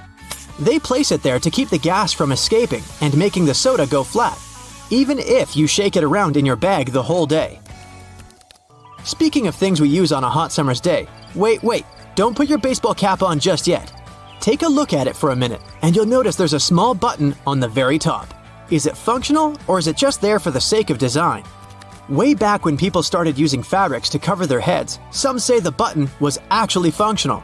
Since it's on top of the cap where the fabric panels come together, the top button helps keep the cap crown in one single piece. Now, with recent advances in fabric and pattern design, the button is more of an aesthetic feature. It's used to cover up the joint point of the fabric panels. Your cap might not have a button at all, but don't you think a cap actually looks better with one? Cotton pads have two sides, and if you take the time to look at them carefully, they're actually different in texture. Just in case you've ever wondered why, the textured side is for applying makeup, and the even side is for removing it. Bookworms, this one is for you. Dust jackets that come with a lot of hardcover books are not just meant to make your book look pretty, they also double as a bookmark. Just fold the pages you've already read underneath the inside of the jacket, and voila! Next time you reach out for your favorite shirt, take a look at the top buttonhole. It should be stitched horizontally, and all the other ones are vertical. Turns out that the dress shirt was designed this way since the first and the last buttons were the first ones to unbutton throughout the day. They then changed the direction of the buttonhole to ensure the shirt would stay nice and fitted before you're ready to take it off. These days, we have so many variations of this awesome dessert that it's hard to imagine we've ever lived without it. You can find different types of cookie dough ice cream or even chocolate chip cookie cake basically everywhere, but the famous cookie wasn't actually invented until 1930. The story goes that a woman named Ruth Graves Wakefield was preparing some chocolate cookies as she was waiting for some guests to arrive. She soon figured out she was out of baker's chocolate, a crucial ingredient for the classic cookies. To fix things up, she chopped up a block of semi-sweet chocolate, thinking it would eventually spread out evenly throughout the batter, given the heat of the oven. Things didn't necessarily go as planned. But hey, it's great they didn't, because this is how she invented this modern dessert we now can't get enough of. And speaking of popular snacks, the potato chip is even younger than the chocolate chip cookie. Well, at least historically. There are many stories trying to explain how it was invented. One of them goes like this. A chef named George Crumb, based in New York, put the chips together in 1953. He decided to try a different cooking solution when one of his customers didn't have nice things to say about his French fries. He said they were too thick and kind of mushy. Then, Crumb came up with potatoes that were thinly sliced and fried until brown. People absolutely loved the dish, and they welcomed the first ever batch of chips with open arms. Ice cream, anyone? If the story is true, back in 1904 at the St. Louis World's Fair, one ice cream shop owner ran out of cups to serve his dish. So, he fashioned a waffle into the shape of a cone, and the rest was history. Okay, I'll admit it, chewing gum-like treats have been around since the ancient Greeks. So this one isn't particularly a revolutionary discovery, but the actual gum we buy today wasn't there until the late 1800s. An American inventor named Thomas Adams wanted to mix together different chemicals to create rubber. He tried and failed, for that matter, to play with chicle for his experiment, but ended up fashioning this neat treat. They still use chicle to this day to produce most chewing gums. Back in the 1800s, there lived a man named Jean-Baptiste Joly, who worked in the fabric industry as a textile maker. How he came up with this next invention that we use a lot these days has less to do with him and more to do with his maid. The story goes that the woman accidentally knocked a kerosene lamp over onto a tablecloth. Instead of getting upset over the damaged fabric, Joly noticed that the substance actually made the material cleaner. Figured it out yet? Yep, that's how the idea for the very first dry cleaner popped up. A very neat accident, if I do say so myself. Now this one I loved. Did you know matchsticks were initially called friction lights? Or at least that's how their inventor, a chemist named John Walker, called them back in 1826. He scraped a stick coated in chemicals across his hearth, totally by accident one day and realized that they ignited and created a spark. Initially made out of cardboard, they were then made using wooden splints and sandpaper. Back in the 1940s, a man named Harry Coover stumbled upon a chemical formulation that seemed to stick to everything it touched. The scientific community at the time didn't look much into it, as the formula didn't seem to have many applications back then. It wasn't until 1951 that he looked a bit more into the formula and decided to repurpose it, along with a fellow Eastman Kodak researcher named Fred Joyner. They gave it a proper full name, but you must know it by the shorter version: super glue. It also has many uses in security these days that it's hard to believe that we didn't come up with this one on purpose. Back in 1903, a scientist named Edward Benedictus knocked over a flask by accident. He looked down and was amazed to see that the glassware had just slightly cracked but maintained its shape. He was expecting it to break into a million tiny pieces. Curious about this hidden feature, he looked into it and figured out what was keeping the glass together was a substance coating the inside of the glass. Ta-da! That's how humanity came up with safety glass. Hey, have you ever been vibing out in your room, listening to some of your favorite songs, admiring the subwoofer of your speaker as it delivers magnificence to your eardrums? We all have. But have you ever asked yourself why that same speaker, along with other speakers across the globe, is almost always black? Some of you are probably screaming at your screen right now about your speaker being green, red, or any other color found in the rainbow. Number 1, I said almost always. And number 2, if you look closely at the gorgeous design of your brightly colored music player, you'll often find that the speaker beneath it is still colored black. One possible explanation for this is that the original technology of speakers had a diaphragm with black particles on it. So as soon as a sound is amplified, it sends a charge through the diaphragm, and these black particles are driven upwards. The carbon particles bouncing and touching the upper membrane of the diaphragm are responsible for creating some of the distinct sounds from our speakers that we all love so much. Speaker manufacturers must have gotten tired of their products changing color with prolonged use, combined with these black particles settling on the upper membrane of the diaphragm. So, their logical solution was to color most speakers black.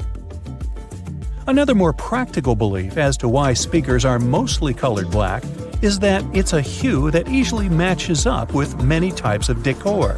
Walls, furniture, and clothes all often look quite well when combined with this color, which is why it's so prevalent everywhere you go. Listening to music has repeatedly scored in the top 10 pastimes in the US based on research. Nowadays, you find sound speakers everywhere. In your television, laptop, and your phone. You can't escape them. But let's take a look at how they started off. Their origins are in radio and telephone technology. The first form of a speaker was developed by Johann Philipp Reis in 1861. The German was a self-taught inventor and installed the speaker on his telephone. It was just about able to reproduce clear tones, but it could also replicate muffled speech after a few revisions. Alexander Graham Bell, the inventor of the telephone, decided to try and produce an improved version of Reis's speaker. Essentially, Bell and other inventors wanted to make an electrodynamic speaker.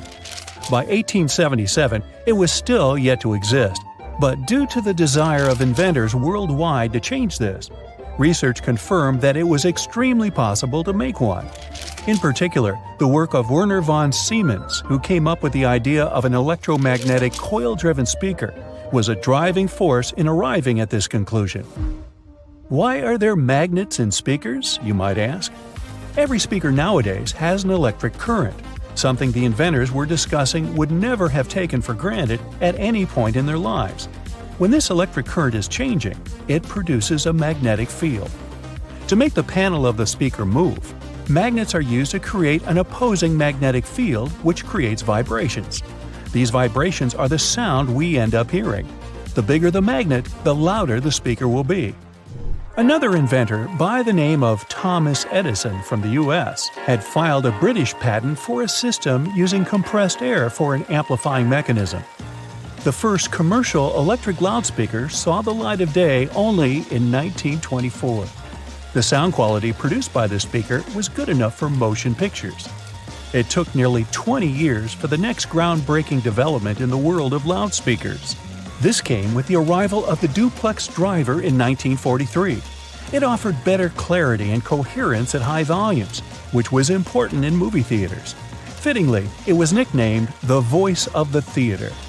The duplex driver was immediately tested by the Academy of Motion Picture Arts and Sciences and instantly made its film house industry standard in 1955. Until now, this loudspeaker design is still used. Indeed, the film industry does seem to put a lot of effort into its sound, and so do the theaters we watch them in. You may have noticed that these buildings often have thick curtains on the walls. These are soundproof or acoustic curtains, and both are much thicker than regular curtains. They will either consist of heavier fabrics that are tightly woven or have better quality linings. This means that these curtains will absorb sound and reduce the acoustic reflection off the ceiling, windows, and flat walls of the room. This ultimately creates a much better sonic experience. The carpet floors are so thick in theaters for the same reason. It helps to trap sound by providing insulation. From a practical standpoint, this carpet is also set up to prevent the sound of footsteps during film screenings. This concept of trapping sound is also the reason why putting a phone inside a cup will make the phone's speaker seem louder. Any speaker sitting or suspended in an open space projects its sound in all directions. As the speaker vibrates to create sound waves, an equal amount of energy leaves from both the front and the back. By placing a speaker in some form of enclosure, we can redirect some of the energy that comes from the back of the speaker and project it forwards. By putting the speaker in a cup, you're directing the sound more efficiently. It travels only one way, making it seem louder than what you'd hear when you take it out of the cup. Speaking of phones and speakers, ever wonder why your mobile device makes your speaker produce a buzzing noise? This can occur when the two gadgets are near one another and your mobile is trying to send and receive data. The transfer of information produces electromagnetic disturbances in the medium around the speakers. It creates noise in the audio, and as a result, you can hear the buzzing sound coming from the speaker. A simple way to protect the amazing vibe your speaker is creating for you from this irritating buzzing noise is just to move your phone away from your speaker, or vice versa. This will eliminate what is officially known as electromagnetic interference. Research across America shows that, on average, 74% of people own 2 or more pairs of headphones. 46% of them mention they listen to their headphones for more than 2 hours per day. Some choose the headphones by their looks, others by the sound quality. In either case, finding the right pair is important, since a lot of people are willing to spend over $100 on it. Headphones have become a true fashion accessory. That's why well-known figures are trying to make an impact in the headphone industry like it's the fashion industry. Music moguls Dr. Dre and Jimmy Iovine came up with the idea for the now world-famous Beats by Dre headphones brand.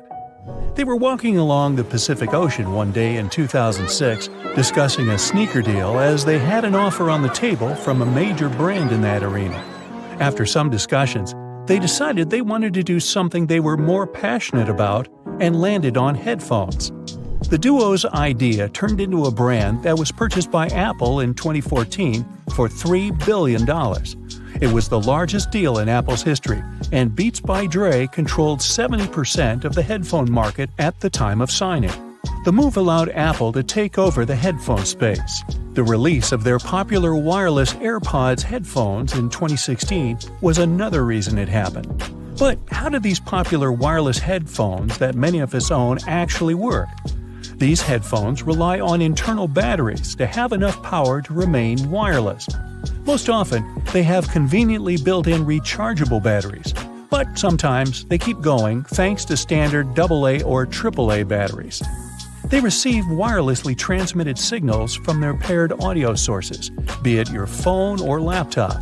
These signals are encoded by the source device and transmitted most commonly via radio frequencies or infrared carriers.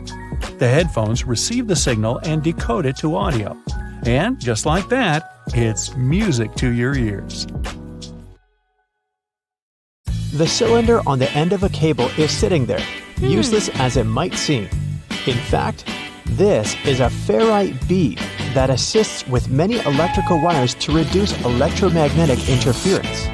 Electrical wires act like unintentional antennas, broadcasting the EMI. There's a reason why the spinning wheel inside their microwave is circular. A circular object will evenly distribute the heat as opposed to a rectangular and square one. When you place containers of these shapes inside, the energy is focused on the corners rather than spread evenly like in a round container. The temperature gauge on a toaster is commonly used to determine how crisp you like your toast, but the other, more specific use for the gauge was for the different types of bread. White and sweet types of bread heat up much faster as opposed to heavier brown and rye ones. The older bread is, the more time it will need in a toaster to ensure the golden brown result you're looking for. Most ovens give you the option of leaving the door ajar when broiling a dish inside. You probably think the goal here is to help cool down the oven after use. In reality, its purpose is to focus on cooking the top of the dish and to ensure a crusty layer. Controlling the buildup of heat and steam by releasing it through the slightly ajar door gives you the desired result without cooking the entire dish to a crispy end. You probably have noticed that your dishwasher has specific areas for different types of cutleries and dishware. But all the dishware pieces should be facing towards the center and not all in one direction. What types of foods were on the plates will also determine where they should be located in the racks. As the middle of the machine gets the strongest spray, carb-based stains from tomatoes and potatoes should be placed there. The detergent is more focused on the outside during the clean, creating a waterfall-like cleanse. That's why protein-based stains, like from eggs for example, should be stacked there. Ceiling fans push cool air down on a hot day, circulating the room. But they can serve you during the winter just as effectively if you flick that switch on the side or use the pulley. So if you want to save some money on heating and try to quickly warm up your room on a cold day, turn the fan on. It will push the air up and spread the warm air around, more effectively warming the room up. Do you still use sticky notes instead of those fancy new apps on all possible gadgets? Welcome to the club. Regardless of what you use them for, they can annoyingly curl up. If you've had this issue, it's because you've peeled them from the bottom upwards. Doing it this way causes the curling. Peeling them from the side will ensure they remain flat, ready to remind you of your daily tasks. Did you know that can openers weren't invented until 50 years after preservation cans had been readily available? So how would it be possible to open a can? There are a couple of alternative methods just in case you've misplaced your trusty opener. All you need is a metal spoon. Set the can down on the counter, hold onto it firmly, and grasp the head of the spoon tightly. Apply pressure and vigorously rub the edge of the can's top over a small area. It takes time, but as you continuously rub, a small indentation soon opens a hole. Once the hole is wide enough for the spoon's tip, pry the lid upwards and keep going along the edges until you can finally access the hard-earned meal within. Most toilets rely on water pressure and gravity to function, so a power outage will not affect them. But if yours does need electricity to function, you must be worried about using it when the power is out. The good news is the power is only used to fill the toilet and not to flush it. As the flushing mechanism will still work, open the toilet tank and pour in a couple of gallons, and you're free to flush away whatever you need to. Blockages in shower drains occur over a long period of time. It's inevitable. We lose 50 to 100 hairs a day, and many of them will endeavor to reside within our shower drains. Hair only forms the foundations of the blockage, and this attracts the buildup of various other things. A great life hack is to use your vacuum cleaner and put the nozzle in the hole once removing the plug. Apply a wet cloth around the nozzle, ensuring air cannot escape. The vacuum will suck up the blockages a lot easier. This will help avoid any extra cost from plumbers, as they themselves use this technique. To make your candles last longer, trim their wicks multiple times and keep them as far away from water and moist as possible. It will guarantee that your candle's wax stays firm and steady and continues to burn slower for a longer period of time. The empty space between the panes of the oven door is there for a reason. You can stick a brush in there to clean the oven door glass. It's easy to access this space through the bottom of the door, open the lower shelf, then push the brush through the hole. While you're parking in a garage, you might find it difficult to determine how close to it you need to be. Not all cars have sensors ensuring you keep the right distance before the bumper makes an indentation on the wall. Applying a rope with a tennis ball from the ceiling at the right distance will help you learn the best distance to park from the wall. We've all been told to loosen a lock with WD-40 or lubricant. Yes, we all know we should have these around the house. But in case you don't, a great alternative is drawing with a gray lead pencil along the edges of the key and then putting it into the lock. Continue doing this until the keyhole has been adequately lubricated and the key functions smoothly. Pliers are prone to damage when you use them to adjust faucets and shower heads and are also difficult to grip. Take a couple of pieces from the end of an old garden hose and attach them to the jaws of the pliers. You'll find a huge improvement with grip and will avoid wear and tear. You can find a good use for discarded rubber for different things around the house. When fed up with tightening or loosening with a screwdriver, try using a simple rubber band. Place part of it into the screw grip and the screwdriver will have far greater traction. Moving cement blocks isn't safe for your lower back. Even with a wheelbarrow, it can be a risky process to place the cement onto the ground without causing damage. 3 simple cylinder pipes can make a world of difference, regardless of the size of the block. Try lifting the edge onto the first pipe with a pry bar, then pushing and maneuvering as you gradually direct the 3 pipes towards the desired location. Just make sure you're not doing this on a slope. That first strike on a nail can be a great success or will result in a throbbing thumb. A bobby pin is perfectly shaped to hold a nail in place, allowing for your hand to be clear out of harm's way and for you to strike the nail without fear. Use a crayon instead of a pen or pencil while working with a wet saw to ensure the markings are not removed. They will also be easier to see under the murky water. Checking the drains on the roof and determining when they need to be cleaned can take a lot of time. Using duct tape, attach a mirror on the end of a long broom and review whether the drains need to be cleaned. To further assist with your balance as you check on the gutters, attach a pair of old trainers to the end of the ladder. The spread of the shoe and its grip will ensure a further level of safety. Liquid caulk normally comes in huge tubes, so you can never use it all at once. The hardened tips of liquid caulk create blockages. Grab a used cork and drill through it to make a perfect lid, concealing the liquid caulk. Now it's ready to be used again with no blockages. You're trying on a pair of jeans, a dress, or a jacket, and are about to dig your hand into the pocket when you realize there's no depth to it. The pocket is simply not there. But why would anyone create pockets you can't put anything in? And now would be a good time to pick your iPhone up from off the floor. Well, the reason for fake pockets is simple. If a clothing item has a specific cut or shape, pockets may spoil it.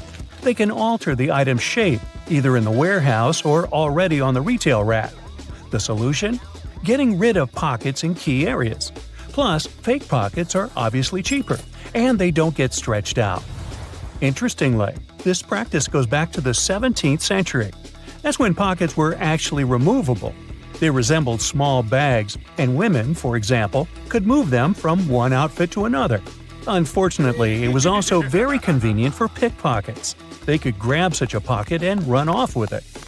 Then, clothes became more streamlined, and slim pockets started to be sewn right into them instead of attachable bags. This was believed to make the shape of a person's silhouette more alluring. But soon, slimmer skirts came into fashion and pockets went out of it, and people started using handbags instead. These days, most pockets are real, but some of them are still fake. So, how can we make sure that we don't actually turn a fake pocket into a hole thinking it's a real one? Well, first of all, take a look at the stitching along the edge of the pocket, where it's supposed to open up. If you see a single loose thread, just snip a piece of it and start pulling gently. If the pocket is real, the thread will easily come out. But if you feel that the stitching won't budge, most likely you have a faux pocket on your hands. If this is the case, just leave it be. Now let's move on to some other everyday objects that may be hiding some secrets. For example, those lines on some kinds of chips. For one thing, they help with the distribution of spices and seasonings. In other words, all those substances that make your chips taste like cheese are mostly stored inside the lines. Plus, the lines make chips crunchier. Highlighters are filled with a special semi-transparent fluorescent ink that can glow in dim light. Yellow and light green hues are the most popular because they don't prevent you from seeing the text after black and white photocopying. Photocopiers perceive yellow and light green marks as almost non-existent and don't print them. Now, back in the day, the first jeans had one problem. Workers and miners, who were the original jeans wearers, put too much pressure on the poor piece of clothing. As a result, the seams couldn't withstand the stress and tore. So, tiny metal studs were invented to prevent this from happening. Most metallic zippers have a hidden lock inside them. That's why you shouldn't leave the zipper handle in an upward position. When you pull it downwards, it automatically locks. It's all thanks to several tiny grooves hidden underneath the handle. Now, about those horizontal lines on plastic bottles. They help hold bottles up. Some bottles are produced from soft plastic. Without the lines, they wouldn't keep their shape. Instead, they would twist easily or even break. Bath foam isn't only for fun or a nice smell. It helps regulate the temperature too. The bubbles keep the water hot, and you can enjoy your bath a bit longer, with or without your rubber ducky. Ever notice that layer of clear liquid in gel pens? It's called the ink follower or stopper fluid. The gel in such pens contains pigment particles dissolved in a polymer solution. The gel should be thick enough to keep the pigment particles suspended, but also thin enough to flow first onto the ball and then the paper. The main task of the stopper fluid is to be a barrier to prevent the gel from evaporating or leaking out. Without this transparent fluid, your gel pen wouldn't function. The fluid always stays in one position and doesn't get dissolved with the gel. Neither does it move backward or flow out of the pen. The holes in the bottoms of your earphones allow air to circulate up and through the speakers. It allows to increase low frequencies, making the bass sound deeper. The quality of the sound also becomes much better. Some plastic milk containers have dents on their sides. Try as they might, they just cannot park without some damage. Nah, I made that up. These dents serve several purposes. For one thing, when milk spoils, this process usually causes swelling and high-pressure buildup inside the container. Oh boy, that's when the dent comes in handy. It pops out and doesn't let the jug blow up. Plus, if you ever decide to freeze the milk, it will expand like any other liquid. And then again, the indentation will pop out and prevent the container from breaking inside your freezer. That's a good thing. Airplane windows have rounded edges, and that's a crucial safety measure. It prevents aircraft accidents. Weak spots are usually situated in the corners. If airplane windows were square or rectangular, each of them would have 4 potential weak spots. Under pressure, they would collapse. If you look closely at a tram's overhead lines, you'll see that its contact wires zigzag back and forth instead of going in a straight line. The thing is that all trams have pantographs attached to their roofs. The upper part of the pantograph is gradually worn down by the overhead wire and eventually needs to be replaced. To wear it down evenly, the wire is not installed strictly along the tram's path, but in zigzag patterns. As the tram moves, the pantograph slides along the wire and it wears down evenly. You might have wondered why some gas cans have 2 holes with caps, one bigger and one smaller. Before, I thought that the little hole was used when you poured something into a smaller container. But I was wrong. A very infrequent occasion. In reality, you're supposed to uncap it before you pour the gas inside the bigger hole to prevent it from glugging and spilling on your clothes and on the ground. Most of the buttonholes on a shirt are vertical, but the top and sometimes bottom ones are horizontal.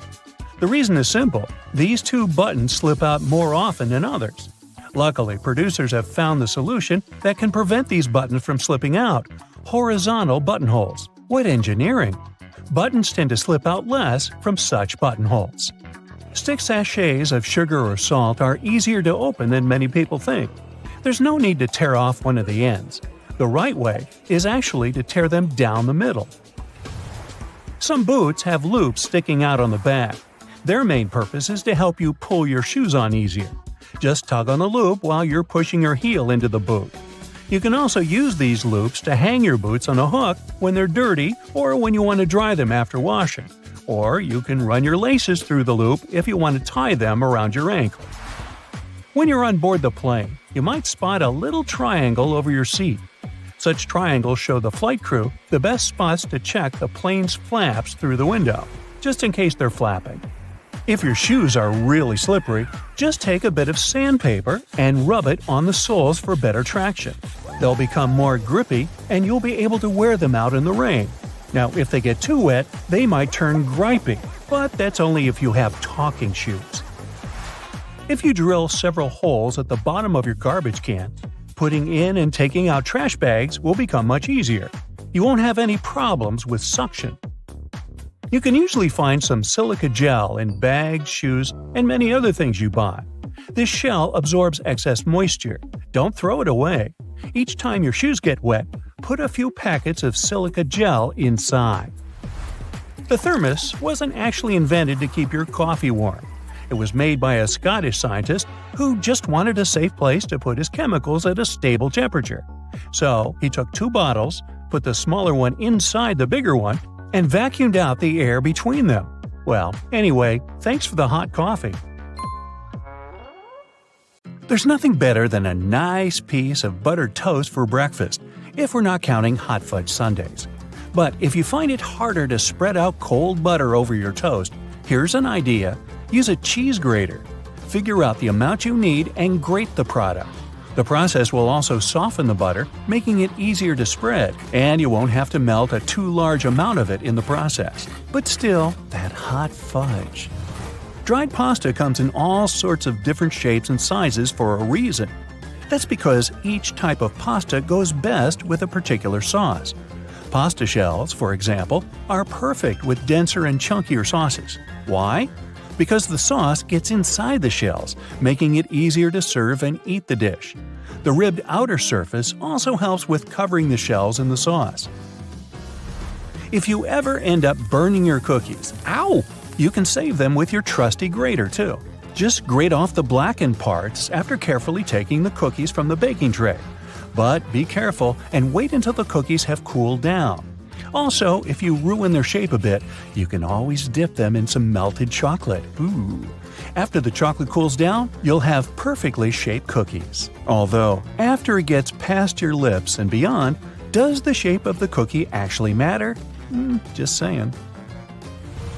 If you like adding a lot of ingredients to your sandwiches, but don't really appreciate it when the bread gets soggy, there is a way to reduce the amount of moisture. Pick your sliced tomatoes or cucumbers and place them between 2 paper towels for up to 5 minutes. After that, you can use them. Also, make sure to spread butter, cheese, or sauces like mayo or ketchup onto the bread first. This will help you seal the bread and keep moisture at bay. Some people think that the little white string that you find near an egg yolk needs to be removed before you cook the egg. Well, I'm here to tell you that these strands are called chalaza, and you don't actually need to get rid of them. They help keep the yolk in place at the egg's center. A chalaza is not going to mess up the consistency or the taste of your food, so removing it is completely up to you. Ever notice that most juice boxes come with 2 flaps, one on each side? Those are actually handles. Manufacturers design the boxes this way to make it easier for us to hold them. This way, we don't end up squeezing the box, making the juice spill out. Now, you don't need to be a baking pro to know that you can use both white and brown sugar in your recipes. But have you ever wondered what the difference between these two is? It turns out that the only thing that sets them apart is that, during production, a small amount of molasses is added to the brown sugar. Molasses is basically a sort of syrup you get when processing sugarcane. It's usually removed during the refining process. That's how white sugar is produced. But if some amount of molasses remains in the final product, we end up with brown sugar, with its specific taste and darker hue. It's a good thing. There are a lot of things you can put in your dishwasher apart from your dishes. For example, you can clean such things as your silicone oven mitts or the knobs of some kitchen appliances, like your oven or stove. Some kitchen sponges and reusable towels may be safe to clean in the dishwasher as well. Speaking of kitchen cleaning products, there are a lot of things you can do with dish soap, like degriming your patio furniture. Just add a bit of dish detergent to some warm water and use the solution to wipe down your outdoor furniture with a piece of cloth. Finally, rinse it clean using your garden hose. You can also use dish soap to get rid of greasy stains on your clothes, be it pasta sauce or salad dressings. Hey, sometimes we miss our mouths. So, just apply a little dish detergent to the stain and then rinse with water. Use non-colored soap for lighter clothes. For more difficult stains, let the dish soap sink in for a bit, then throw the piece of clothing in the washer as usual. And think about maybe getting a bib. If none of the methods have helped you organize your closet, and you're still overwhelmed with large piles of clothes, there's a simple way that might be effective. It's called the one-in, one-out rule. That means for every new piece of clothing you buy, you need to get rid of one you already have. That means you'll always be decluttering your space. To make it easier to find something in your closet, good luck. Keep your most used items at eye level. This way they'll be easier to find and pull out when you're in a hurry. Those items that you tend to use less often, like your evening clothes for example, can stay on the shelves above or below your eye level. You can make good use of old spice tins. If you glue some powerful magnets to the inside of the tins, they can double as magnetic shelves. You can use them for all sorts of everyday items, like kitchen pliers, ice cream scoops, or even cutlery. You can also place them on any metallic surface, like your refrigerator door. They'll blend in nicely with your kitchen magnets. Hidden in your laundry room, there's a great tool for picking up pet hair. It sometimes works better than lint rollers. Take a dryer sheet and, using some elbow grease, you'll get rid of that dog or cat hair in no time. It works on all sorts of surfaces, but it's especially effective for upholstered furniture. Now, if you don't like it when a door starts squeaking whenever you enter a room, get a bar of soap and rub it straight on the hinges. This will only help for a while though, but it'll do the trick until you manage to get to a hardware store and, buy some oil. Have you ever noticed that in some elevators, there's a star next to the number of a specific floor? No, it's not to indicate where my office is. It's there to point out where the nearest exit is. And it's not always on the first floor. It's most likely located on the floor closest to the street.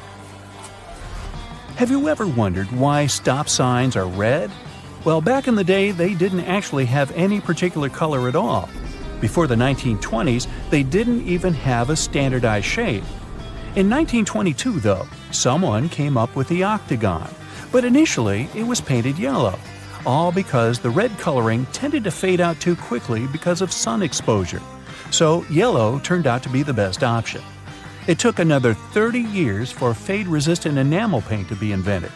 We ended up changing the color of the stop sign back to red. After all, it's still the best color if you want something to be easily noticeable.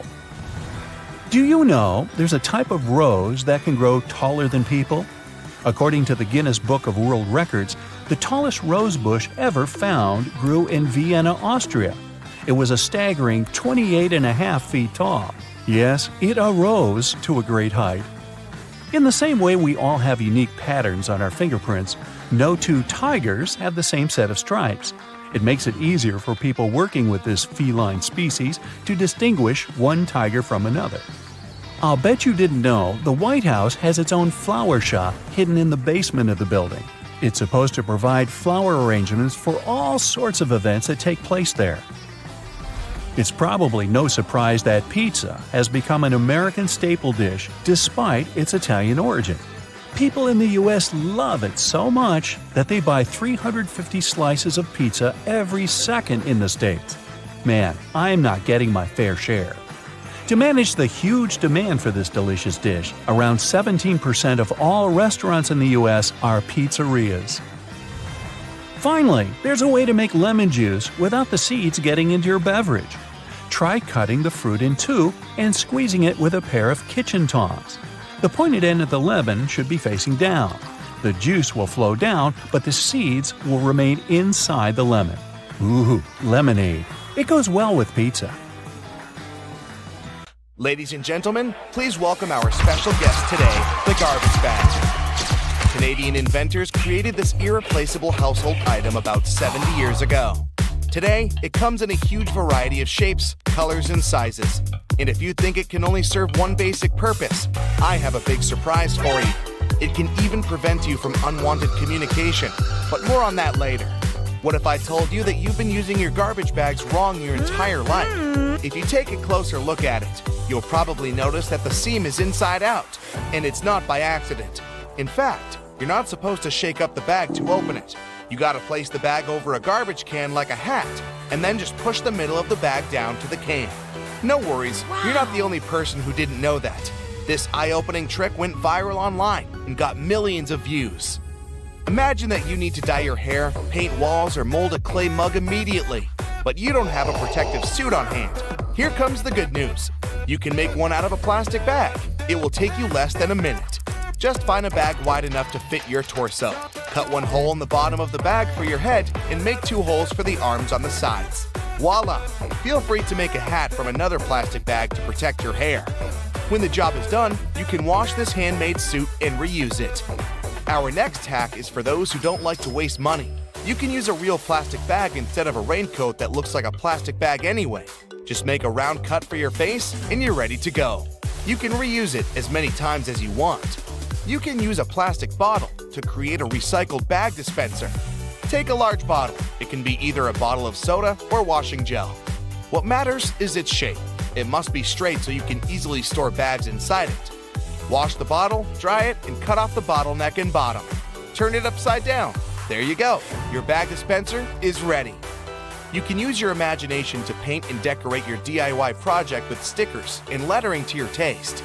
When the design is ready, attach it to the back of the bottle and stick this holder to the wall in your kitchen or one of the cabinet doors. Imagine you've been planning a perfect hiking weekend for ages. But when you actually get there, it starts raining. Don't rush back home. Plastic bags will serve you well if you need to put your clothes or equipment on wet grass. Also, you can make an emergency sleeping bag cover using a large garbage bag.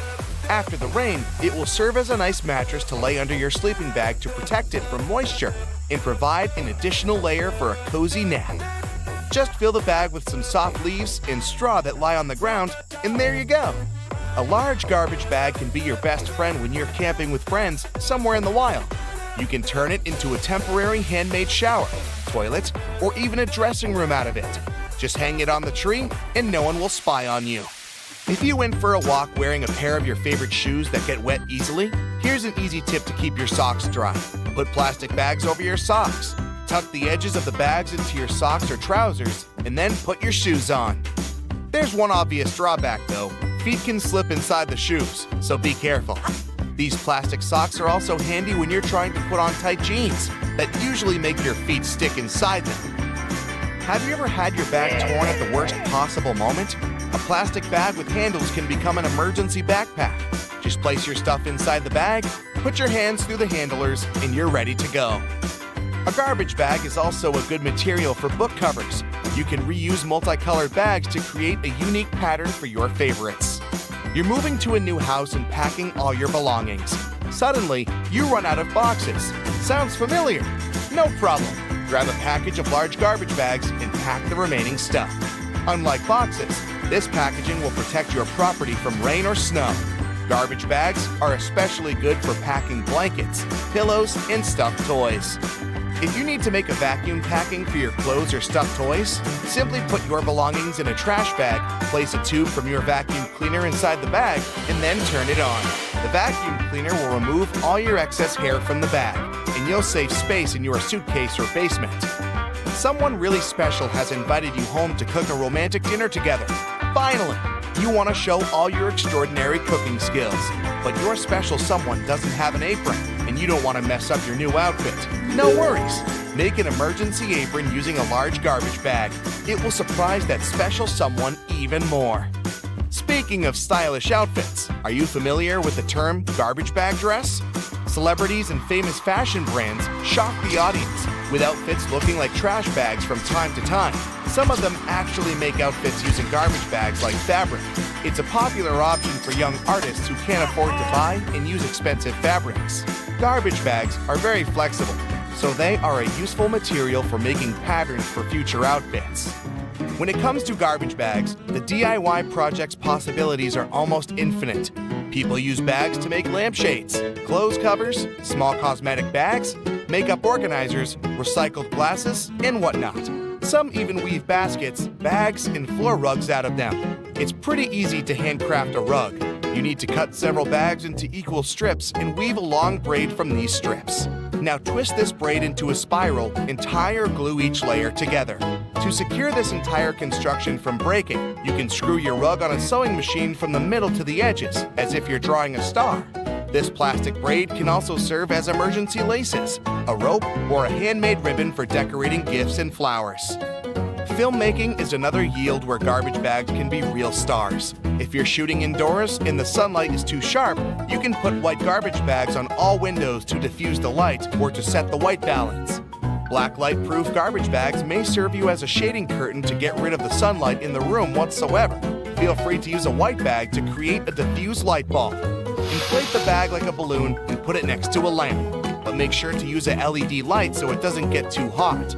Everyone knows that touching a plastic bag with a hot iron is a bad idea because it will melt. But this lets us create unique shapes from this colorful and affordable material. Want to make a unique designer vase? Take a bowl and cover it with paper tightly.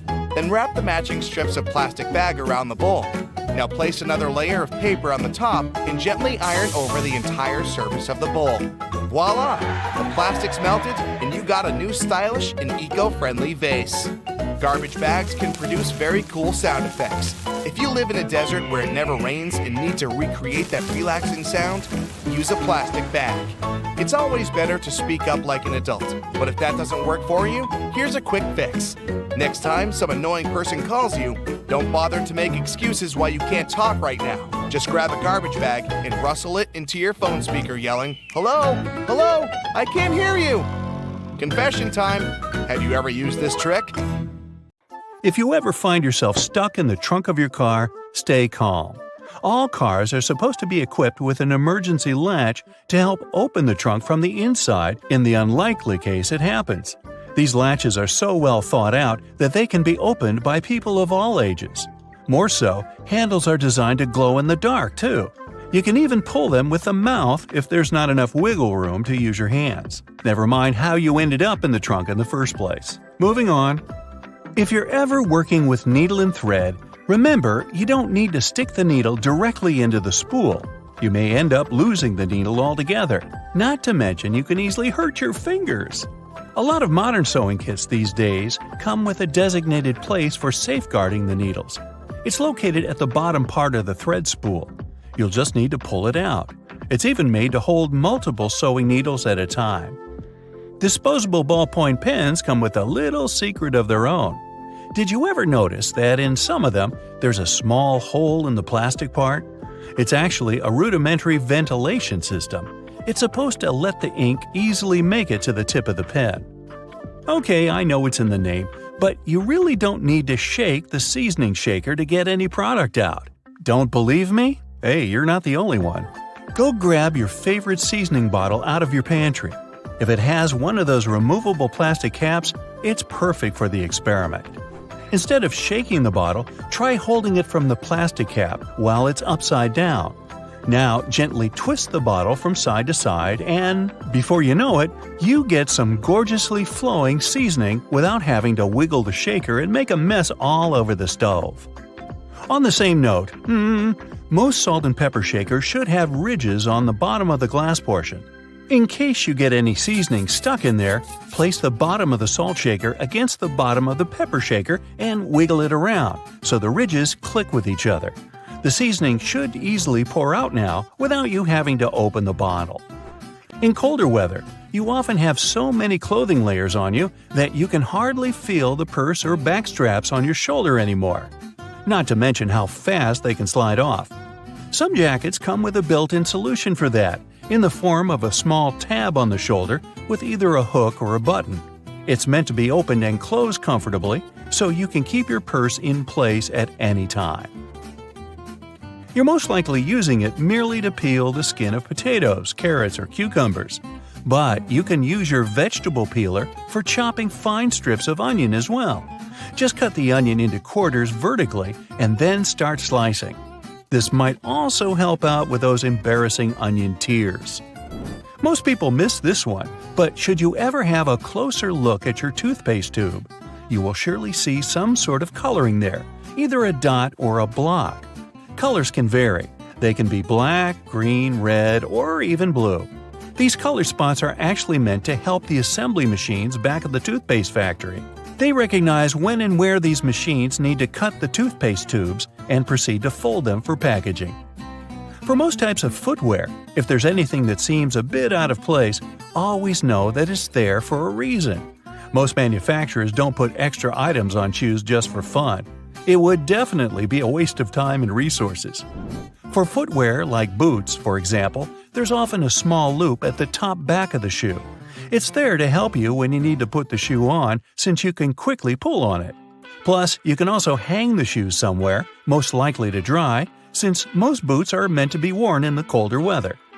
Now, I've been guilty at least once of overdressing with a bunch of layers just so I won't need to jam everything in my check-in bag. But does it become a problem when you actually have to get seated? What do you do with your coat or your jacket? Well, have a closer look next time you board a plane on the seat in front of you. The hook that keeps the tray table upright can double as a jacket hook. As long as you don't need to have any meals while in the air, you're good to go. Now, most mascaras expire within 3 to 6 months, I'm told, depending on the manufacturer. But you can help speed up that process if you're not careful enough. Continuously pumping the mascara wand, trying to mix in the product actually pushes more air into the tube. This can make it dry much faster, and you evidently won't get the desired results with it anymore. There's an easy way to check if your mascara is still good enough to use. If you don't hear a popping noise when you take the brush out, you may very well need to go get yourself a new mascara tube.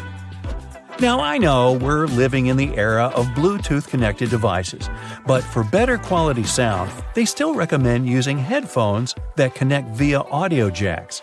Remember seeing black ridges on those jacks? They aren't there just to make them fit when you plug them into your phone or laptop. Made out of a special insulating material, these bands are meant to guard the wires when sound is being transmitted.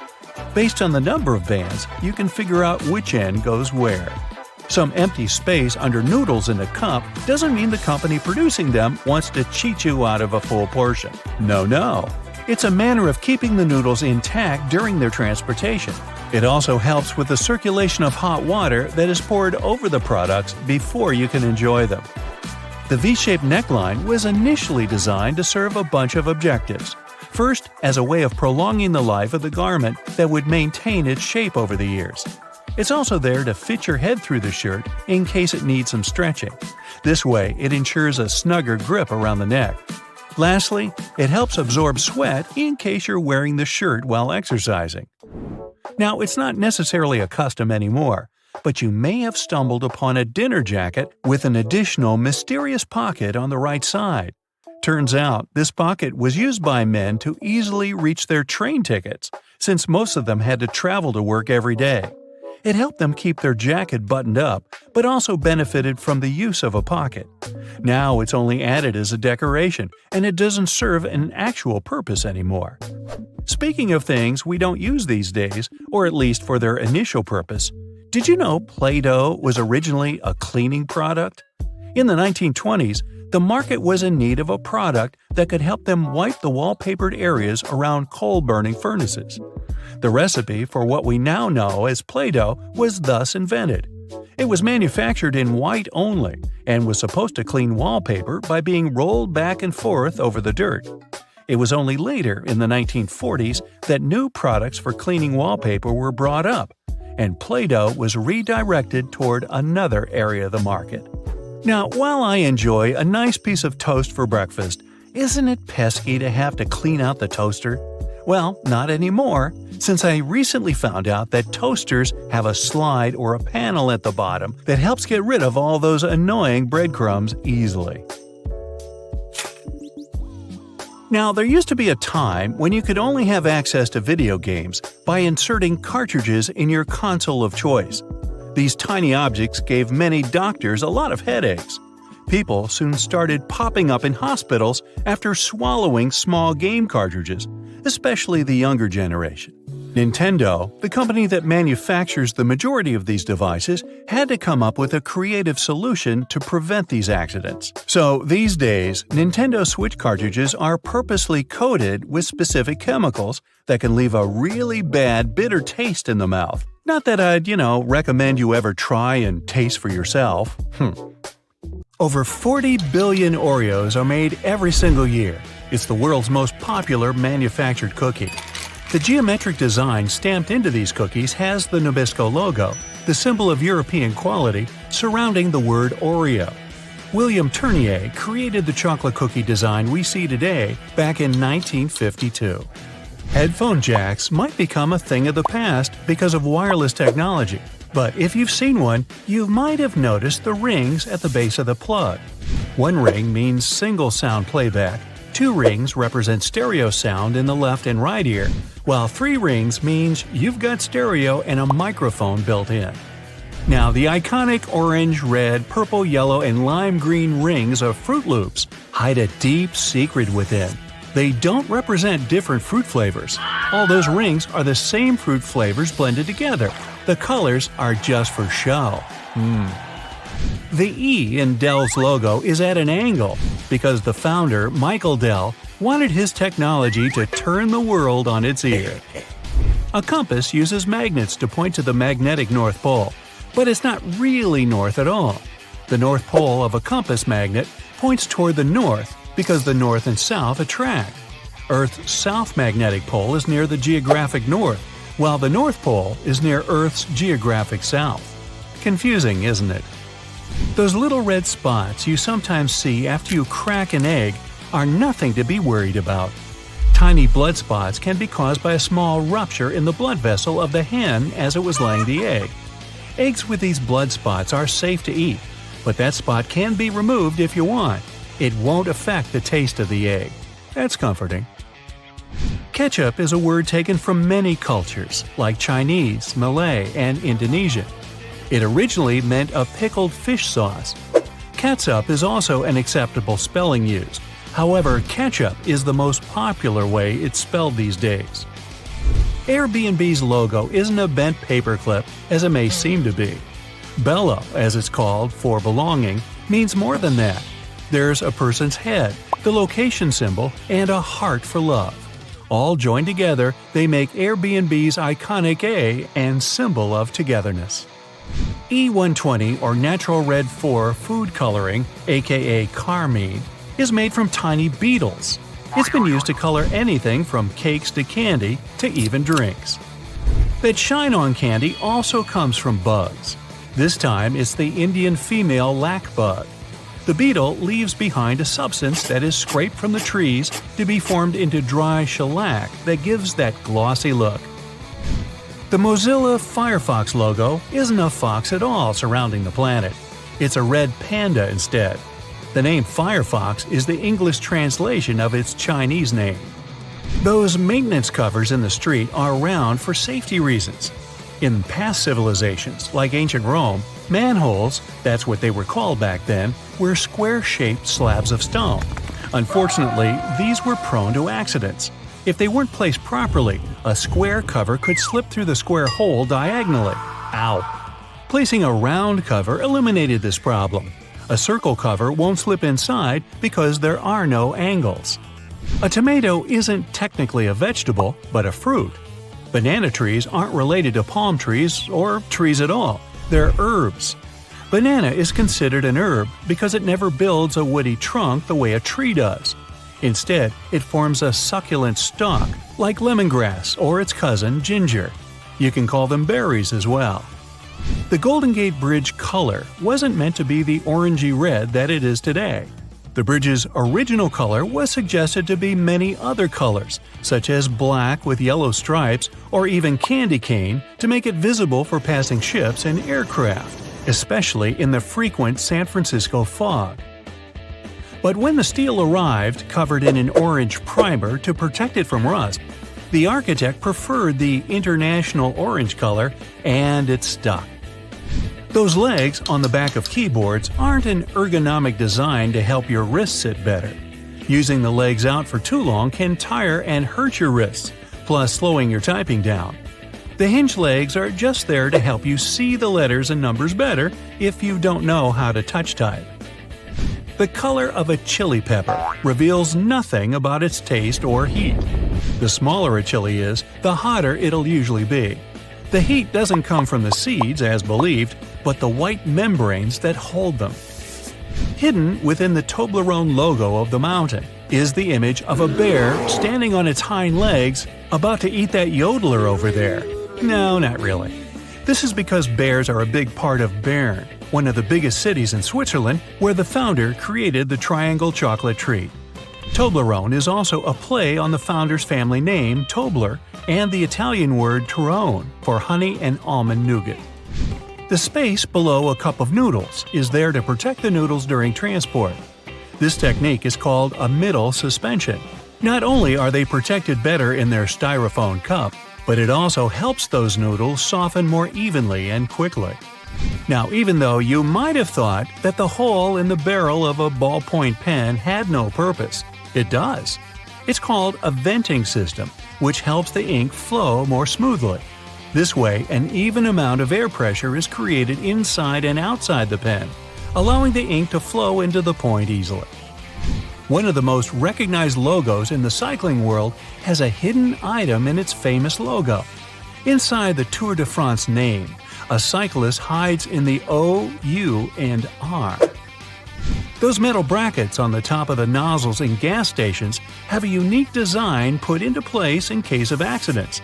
If a dodo accidentally forgets the nozzle is still inside the gas tank and starts driving away, the magnetic brackets separate without damaging any part of the gas pump. Wendy's logo is designed off of the daughter of creator Dave Thomas. It's also named after her nickname, but there is more to the logo than that. Wendy's collar spells out the word mom. While unintentional, it became something to mean a homey feel more than any other restaurant out there. Finding the right lane to be in while driving for your exit can sometimes be confusing, especially in a foreign country. Pay attention to the side of the road that exit signs are located. It'll be the lane you need to be in. Some toothpaste has a little seal on them that needs to be removed before you can use them. Instead of peeling back the foil layer, the toothpaste lid has a little spike on the top just for this reason. Tostitos have a secret symbol hidden right in the middle of their name. The two T's in the middle of the logo resemble two people enjoying Tostitos over a bowl of salsa. The salsa bowl is in red and forms the dot in the eye. One of the most recognizable figures in the world, the Statue of Liberty, for 16 years functioned as a fully operational lighthouse. However, the light was barely visible even from Manhattan. In 1901, it was eventually decommissioned as a lighthouse. Tourists could even visit the torch for a stunning view of the city. But an accident damaged the Statue of Liberty's torch in 1916, and it's been closed to the public ever since. The Do Not Remove Under Penalty of Law tag on mattresses isn't put there for the consumer or void your warranty either if you do remove them. In the 1900s, manufacturers used to create the filling with basically anything: animal hair, old hospital beds, or clothing. It didn't matter at the time.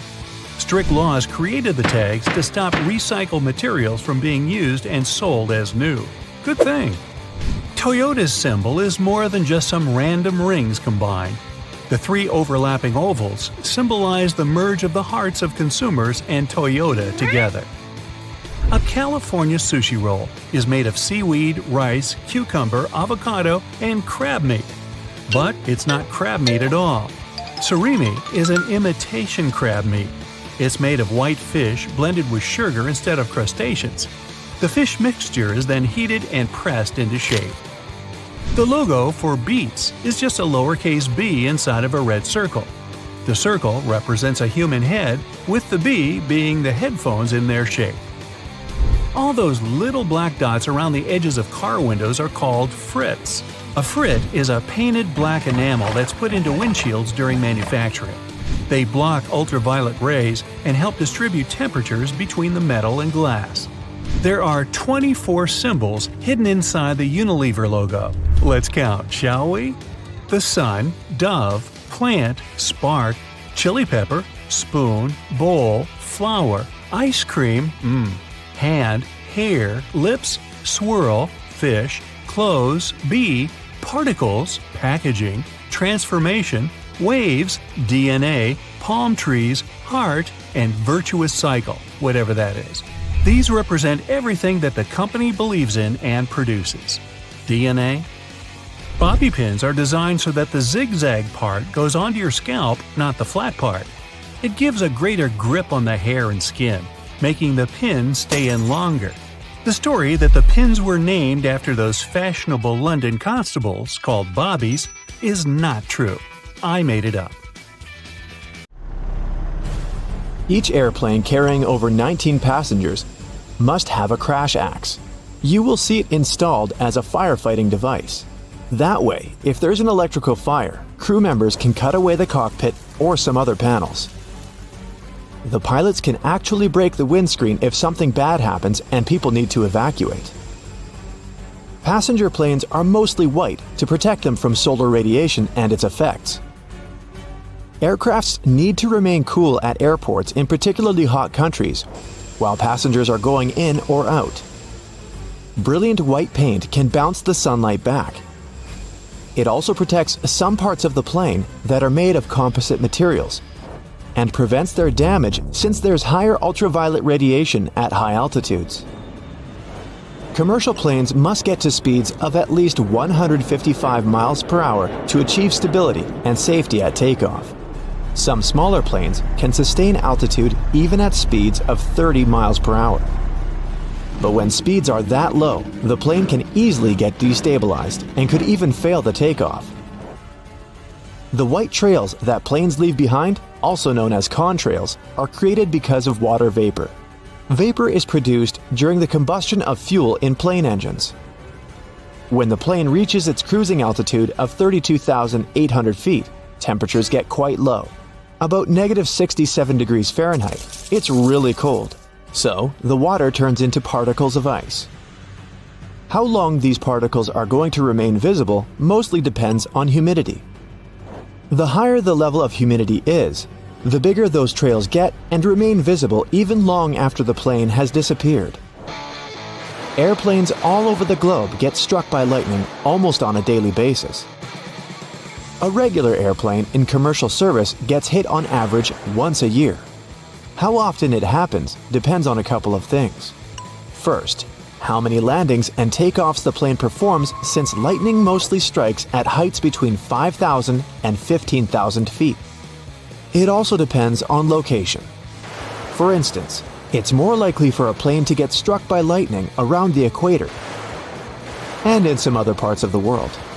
Modern planes are designed to withstand such strikes. They have to go through special lightning tests to prove they can cope with strikes. Planes mostly fly at altitudes of up to 7 miles. There are some benefits like the thinner air or producing less aerodynamic drag, which also means less fuel consumption. The temperatures up there are lower, which makes the jet engines more efficient. That part of the atmosphere is also less turbulent, which helps make flights smoother. Some planes have already gone into space, but not the ones you see at the airport. Those classical planes need air to go up, and space is basically just a vacuum. The first plane that reached space was designed around 70 years ago. During its first flight, it generated lift and stability using its thin, stubby wings. It traveled more than 5 times the speed of sound. There are at least 1 sextillion planets out there in our universe. To give you an idea of how huge this number is, our planet weighs almost 1 sextillion times more than some animals like a bear. None of these planets are cubic, triangular, or any other shape. They're all round. At its beginnings, a planet is just a cloud of dust and rocks that rotates around a central star. Dust and small pieces attract each other because of gravity, and they keep doing it until they form a blob.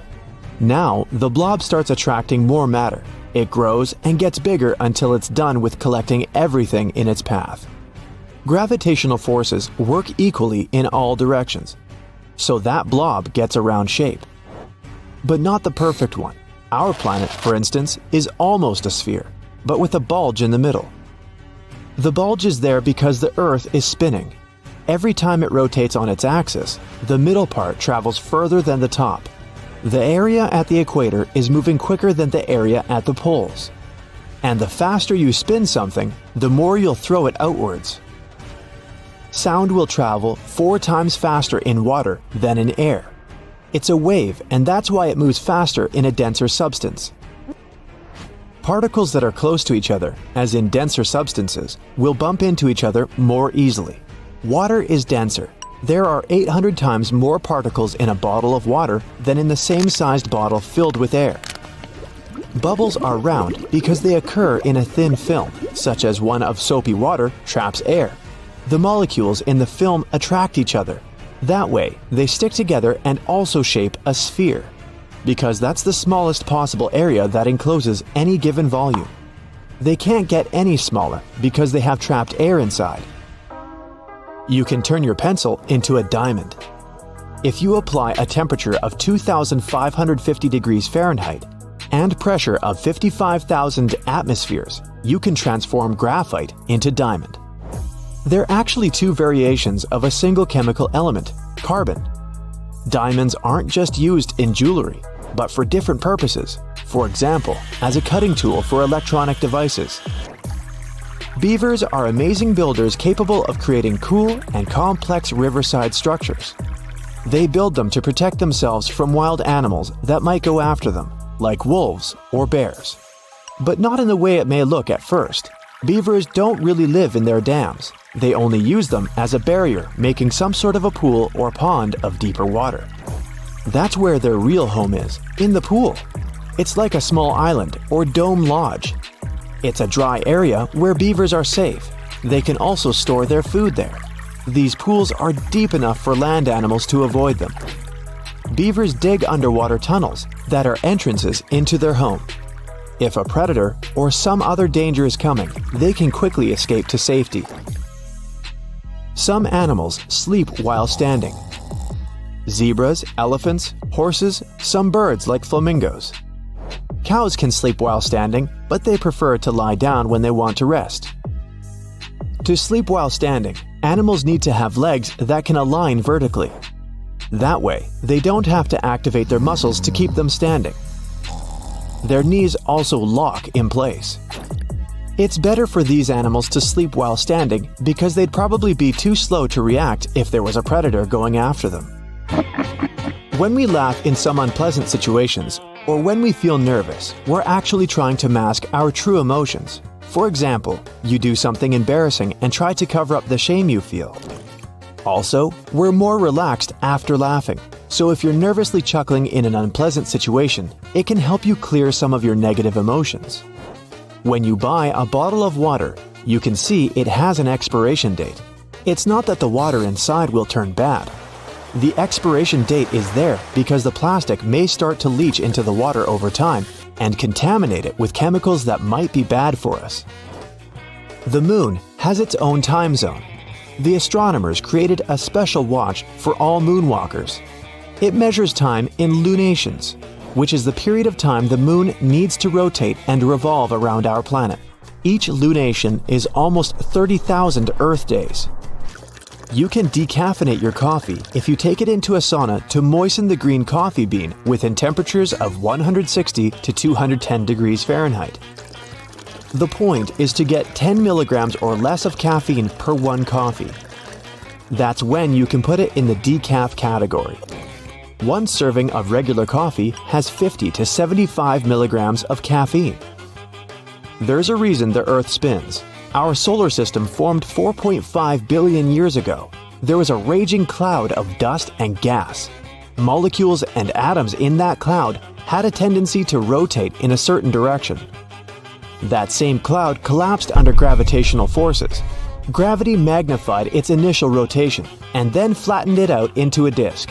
Our planet formed within that disk, and now it's spinning because of that old pattern of its parent cloud.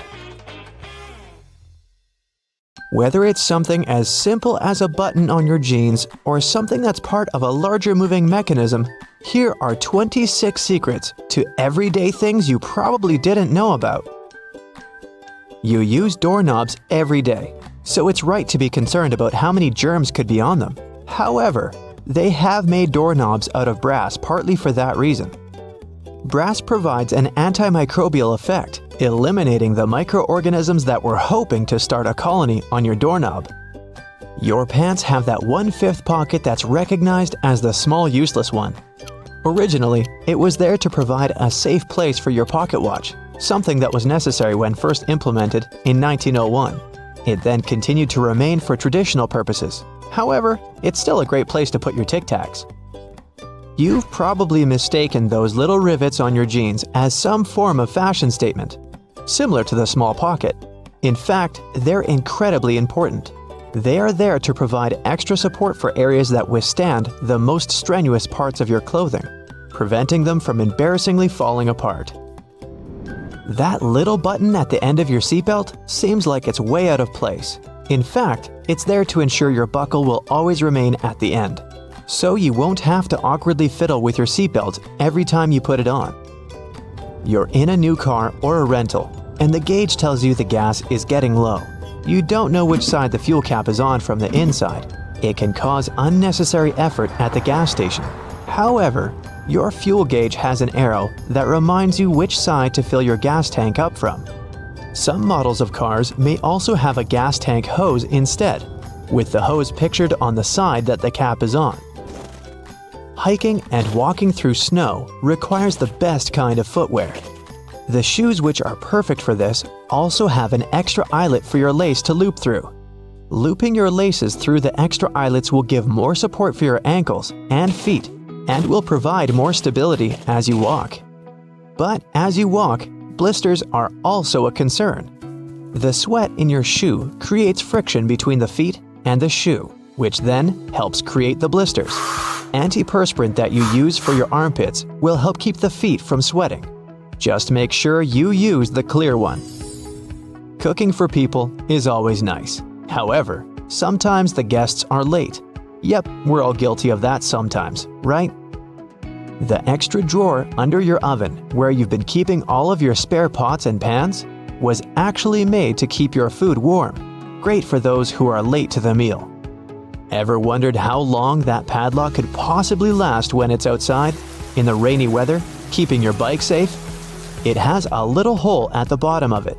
It's there to drain water to avoid corrosion on the inside. It also serves to provide oil, further prolonging its use. That hole in the elevator door isn't there to check who's inside so you can avoid sharing a ride with specific people. It's a keyhole in case it breaks down.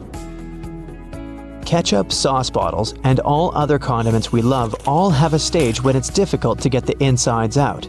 You try hitting it, shaking it, and poking things inside to encourage the tasty condiments to come out. Luckily, there is an easier way to do it. The label at the top suggests where to tap the bottle. The sauce will come out easier and smoother, allowing gravity to take the place of frustration. The purpose of wooden coat hangers is to help repel pesky insects and avoid fungal growth that eats away at your clothing. As it's made of cedar wood, it contains oils that have insecticidal and fungicidal properties and were used as far back as the ancient Egyptians, although they used it for other purposes. We've all been trained and tested at the art of typing and know the correct way to use a keyboard. But you may not have noticed that the F and J keys have a small ridge at the bottom. They're there to help you find your correct starting place with your fingers on the keyboard, without having to look down. If you've been lucky enough to get the window seat on the plane, you would have noticed that little hole at the bottom of the window. It helps with the air pressure on the plane. The window itself is made from acrylic and isn't actually glass, which saves it from fogging up so you can see the scenery on your journey. The windows on planes were originally square. However, they would continuously break from the constant changes in pressure.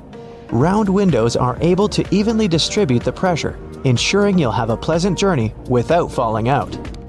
For all you Nintendo Switch players, those who have tried to taste your cartridges will notice they have a bitter taste.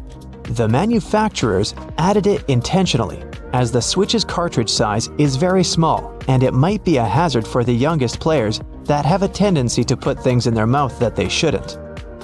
So the bitter taste made from denatonium benzoate ensures that they won't be tasted for too long.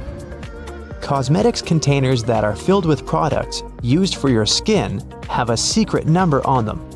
This is to help inform you how long the product will be usable, ensuring it doesn't cause the reverse effect by damaging your skin instead.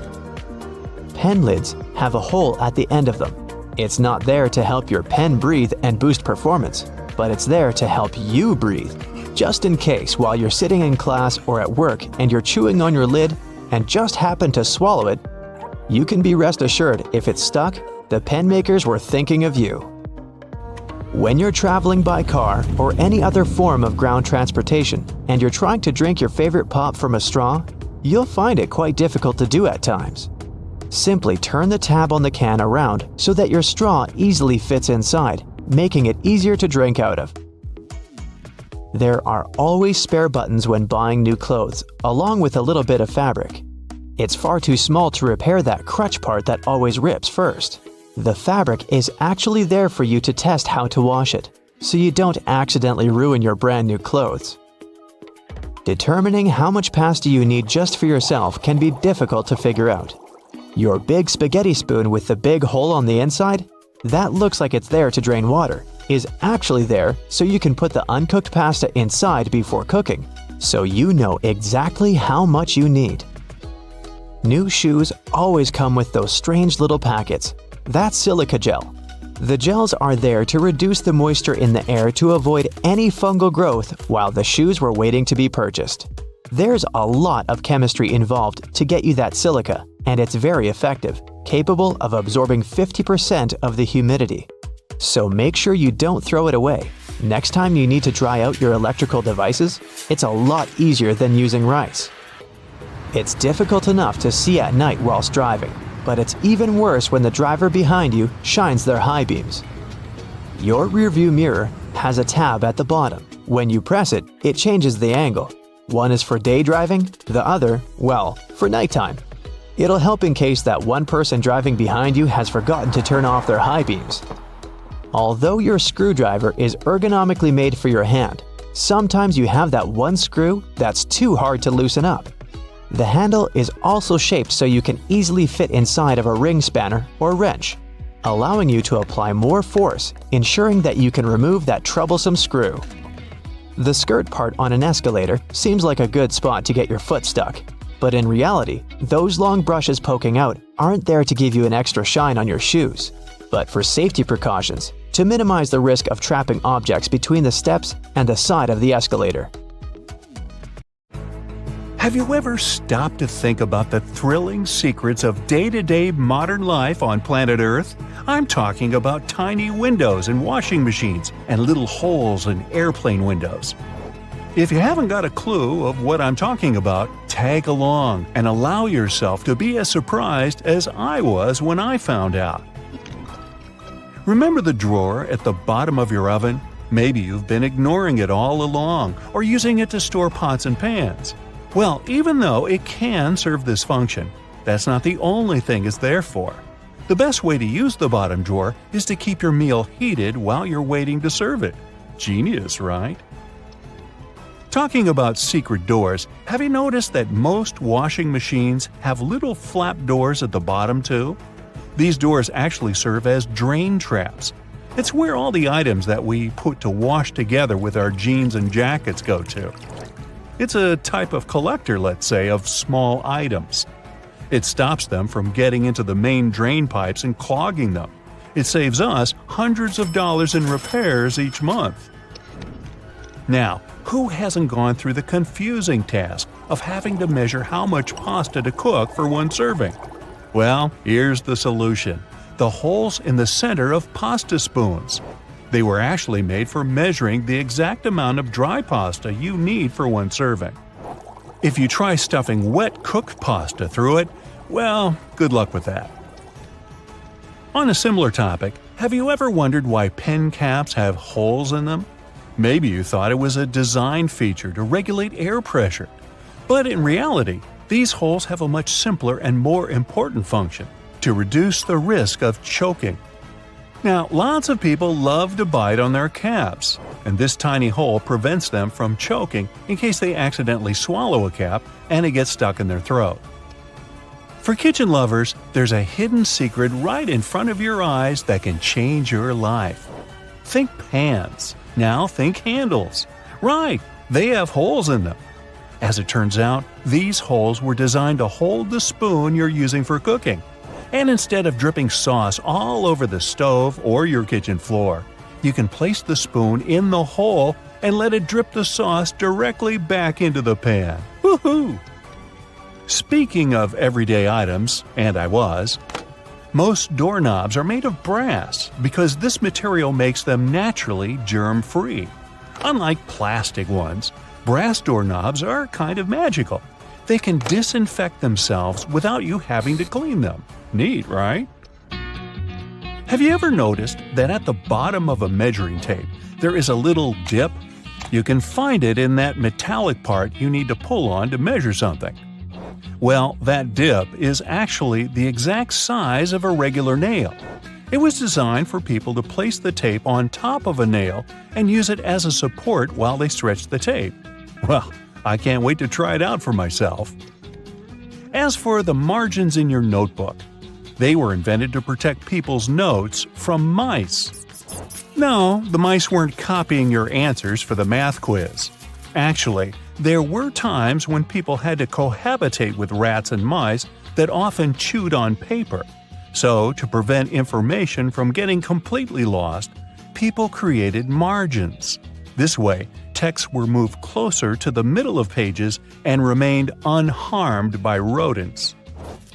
Perhaps this is where to digest information came from.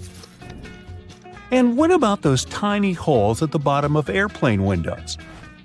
They have an extremely important function of regulating the air pressure inside the cabin. In other words, they help planes fly high up in the sky. Big responsibility, right? By the way, tray tables on an airplane are the germiest places inside the entire cabin. Studies showed that the trays had 8 times the amount of germs on the toilet flush button. Now, how about we cut a commercial airplane in half and see what's inside? Well, it would look more or less like this: rows of seats on top and everything else that needs to be stored at the bottom. I'm talking about passengers' luggage, emergency supplies, parts of the wing system, and so on. Moving on to bowling balls. Yes, I know it's a clumsy transition. Anyway, have you ever wondered what the insides of a bowling ball look like? If you have cut a professional ball in two, you'll see a familiar shape. Look closely. Do you see it? Doesn't that look like the logo of Brightside? Anyway, professional bowling balls are different from the ones in your local bowling alley. That's because they're designed to make fancy moves. They actually have some really complex engineering inside. They're shaped to help skilled professionals get more strikes. The weight of professional bowling balls is designed to be projected inward as they travel down the bowling lane. This makes it harder for them to get into the gutters on the sides of the lane. Speaking of balls, let's take a look inside a baseball. To make it light and aerodynamic, producers use several different layers. Starting from the core, we have a cork center enveloped by black rubber. Then there's a layer of red rubber, followed by 2 or 3 alternating layers of wool yarn. After that, there's a visible white leather cover and that beautiful red seam on the side, stitching it all together. And what if you had X-ray vision and managed to look inside a human bone? Ooh, spooky! I'd say what calls most attention is this spiderweb-like situation at the center of the bone. In reality, it's a highly condensed and complex structure of nerves that you have inside your bones. Aren't you lucky? Now, I've got a riddle for you. What is round, can be found near the ocean, and looks like an aerial view of the Guggenheim Museum in New York City, the one that's made almost entirely of ramps? If you said a nautilus shell, hey, then you guessed right. A nautilus is a shellfish whose house you can find in countless souvenir stores near the beach. It's made up of 2 layers, a matte white outer layer and an iridescent white inner layer. And if you were to cut it in half, it would look very similar to the insides of the Guggenheim Museum. Aloe leaves are good for healing purposes and also for hydration. But if you managed to look inside of an aloe leaf, the image you'd see would be satisfying and very relaxing. Who hasn't dreamed of a pool filled with jelly? Now, there seems to be nothing more mundane and regular than a tube of toothpaste. But you wouldn't think so if you cut open a tube that contains several colors. Now, there have been speculations that the insides of such a toothpaste tube might be divided by barriers so that the stripes don't mix. But if you cut it in half, you'll see that it has only one interior chamber. As it happens, there's a lot of science behind the making of striped toothpaste. According to a specialist, they have to ensure that the paste in all the stripes has the same physical properties. This way, the colors are naturally prevented from mixing with one another. That's why, if you tear a tube open, you'll see something that looks like several slices of pizza in different colors. If you open your closet, you're bound to find at least a few wooden hangers. Usually, they're made of cedar wood, which is a natural moth repellent. So, cedar hangers actually protect your clothes from moth infestation. For some people, more than others, eyeliner is an everyday must. Boy, isn't it. But did you know that back in ancient Egyptian times, both men and women used kohl eyeliners to protect their eyes from the sun's glare? Way to go for the Egyptians for figuring that out. Now, if I could just learn to walk like one. Normally, we use headrests for the purpose of, well, resting our heads, right? Well, not only. As it turns out, headrests can be easily removed from the seats and used to break car windows in case of emergencies. Now, this one is a trick very few people know about.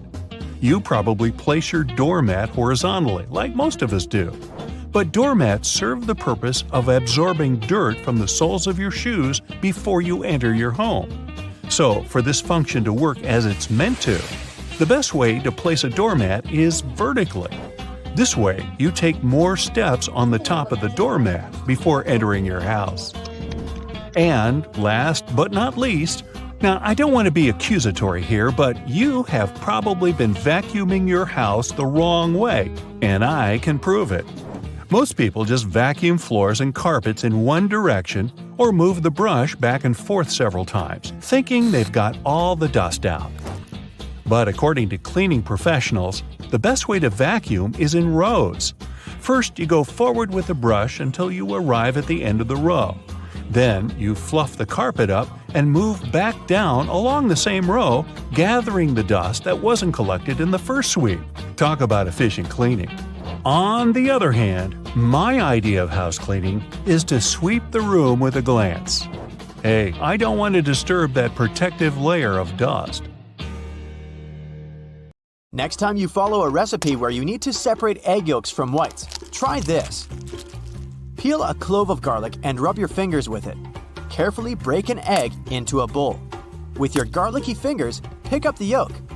And voila, you can now marvel at how perfectly it separates from the egg white. If it's egg peeling time, there are 2 easy ways to do it.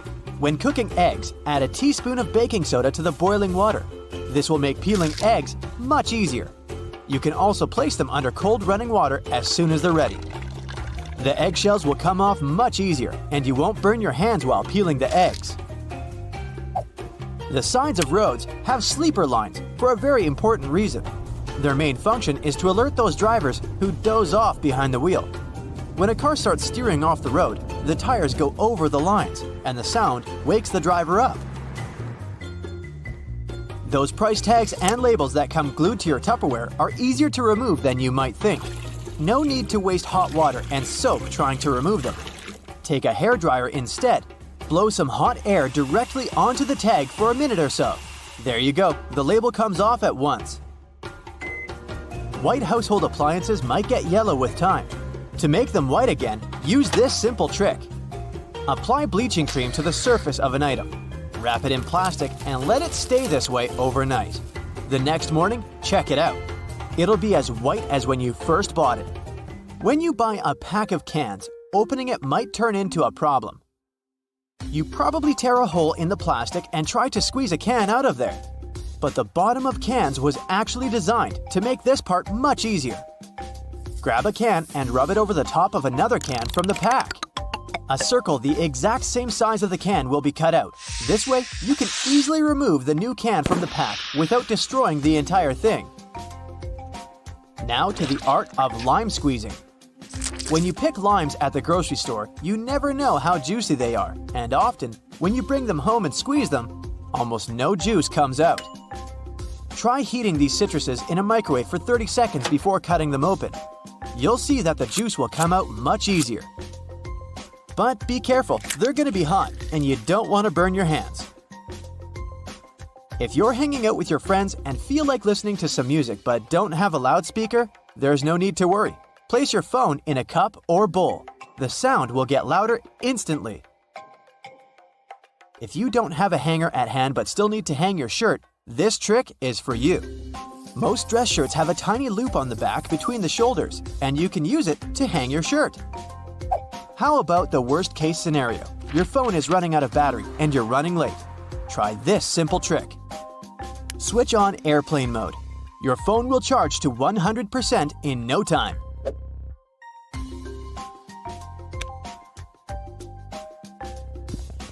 You can run the sticky part of a Post-it note along your laptop's keyboard. This will help remove tiny bits of food and dust that get stuck in between the keys. Avoid putting really hot food into plastic containers. Hot plastic releases all kinds of toxic chemicals, and we don't want our food to absorb that nasty stuff, right? What can be better than a bubble bath in the evening? But the bubbles are not only pretty and smell nice, they also keep the water temperature hot for longer. This way, you can enjoy a long hot bath without getting cold too quickly. You got home craving a peanut butter and jelly sandwich, but your peanut butter now has 2 layers, and the oil is at the top. To avoid getting disappointed, next time, store a peanut butter jar turned upside down. Your screwdriver and wrench can work together to remove that stubborn screw. Grab your screwdriver's handle with the wrench and use it to apply more force. This method will also help you reach more difficult areas. There is a reason why your coffee stirrer looks like a straw. It has holes in it because it reduces the amount of plastic manufacturers have to use. Plus, they prevent the stirrer from floating. The holes in the stirrer get filled with coffee, which in turn makes it heavier. And speaking of coffee, you should never buy the product that is more than 18 months old. Make sure to look at the best before date when buying it. If you've ever had trouble with those classic salt and pepper shakers, the ones you may see in diners, I've got a trick for you. Instead of shaking your entire arm to try and get some salt out of the container, try rubbing the bottom of one container with the bottom of the other. Grab the salt and hold it so that the bottom of the container faces downward. Now, while holding the pepper shaker upright, rub the two bottom parts together, creating circular friction between them. After this, the salt will spill effortlessly. After a long day of hiking, your shoes might smell funny. Well, I've got good news for you. Put dry tea bags inside your shoes and keep them in a dry place for a while. The tea bags will absorb bad smells and make your shoes dry. If you've torn your flip-flop while taking a walk, there's a way to save the day, but only if you have a bread clip with you. First, push the strap back into its hole. Then attach the bread clip to the bottom of the flip-flop strap. Here you go! Your body needs a daily amount of vitamin C to boost your immune system, but oranges are a tricky fruit to peel. To avoid getting sprayed all over your face, start by cutting off both the top and the bottom parts of the orange. Then, cut the peel vertically. Hook your fingers under the opposite sides of the cut and open your orange. If it's difficult for you to figure out how much detergent you need to wash your clothes, here's a tip for you. Usually, detergent caps have markings that indicate the exact amount of liquid you should use per wash. It helps your detergent last longer. Permanent markers are not as permanent as you might believe they are. I can prove it. Let's say you used a permanent marker, thinking it was a regular one, to draw something on a whiteboard. Good news for you, you don't need to throw the board away yet. There's a way to save it. Get a regular marker and use it to draw over the lines left by the permanent one. Let it sit for a while so that both markers blend in together. The thing is, the ink of the regular marker contains a solvent that dissolves the pigment the permanent marker contains. Now take a paper towel and rub the whiteboard clean. The marker will come off easily. If you need to peel peaches, use the technique called blanching. First, heat up some water. Wait until it starts boiling. Soak the peaches in the water for about 20 seconds. Then put the fruit into a bowl with cold water and leave them for about 5 minutes. There you have it. The peel will come off nicely and easily. That plastic lid covering your drink can be used as a coaster. Take the lid off and put it on the table. The bottom of your cup will fit perfectly into the lid's inner ring. No more stained tables from now on. Bristles on escalators are there for safety reasons. They remain stationary while the escalator is moving, preventing people from standing too close to the sides. This helps to avoid accidents like getting your shoelaces stuck. If you pay close attention to elevator doors, you'll notice they have a small hole in them. This is a keyhole, and only authorized personnel have the key to it. They use it in emergency situations or during a regular maintenance routine.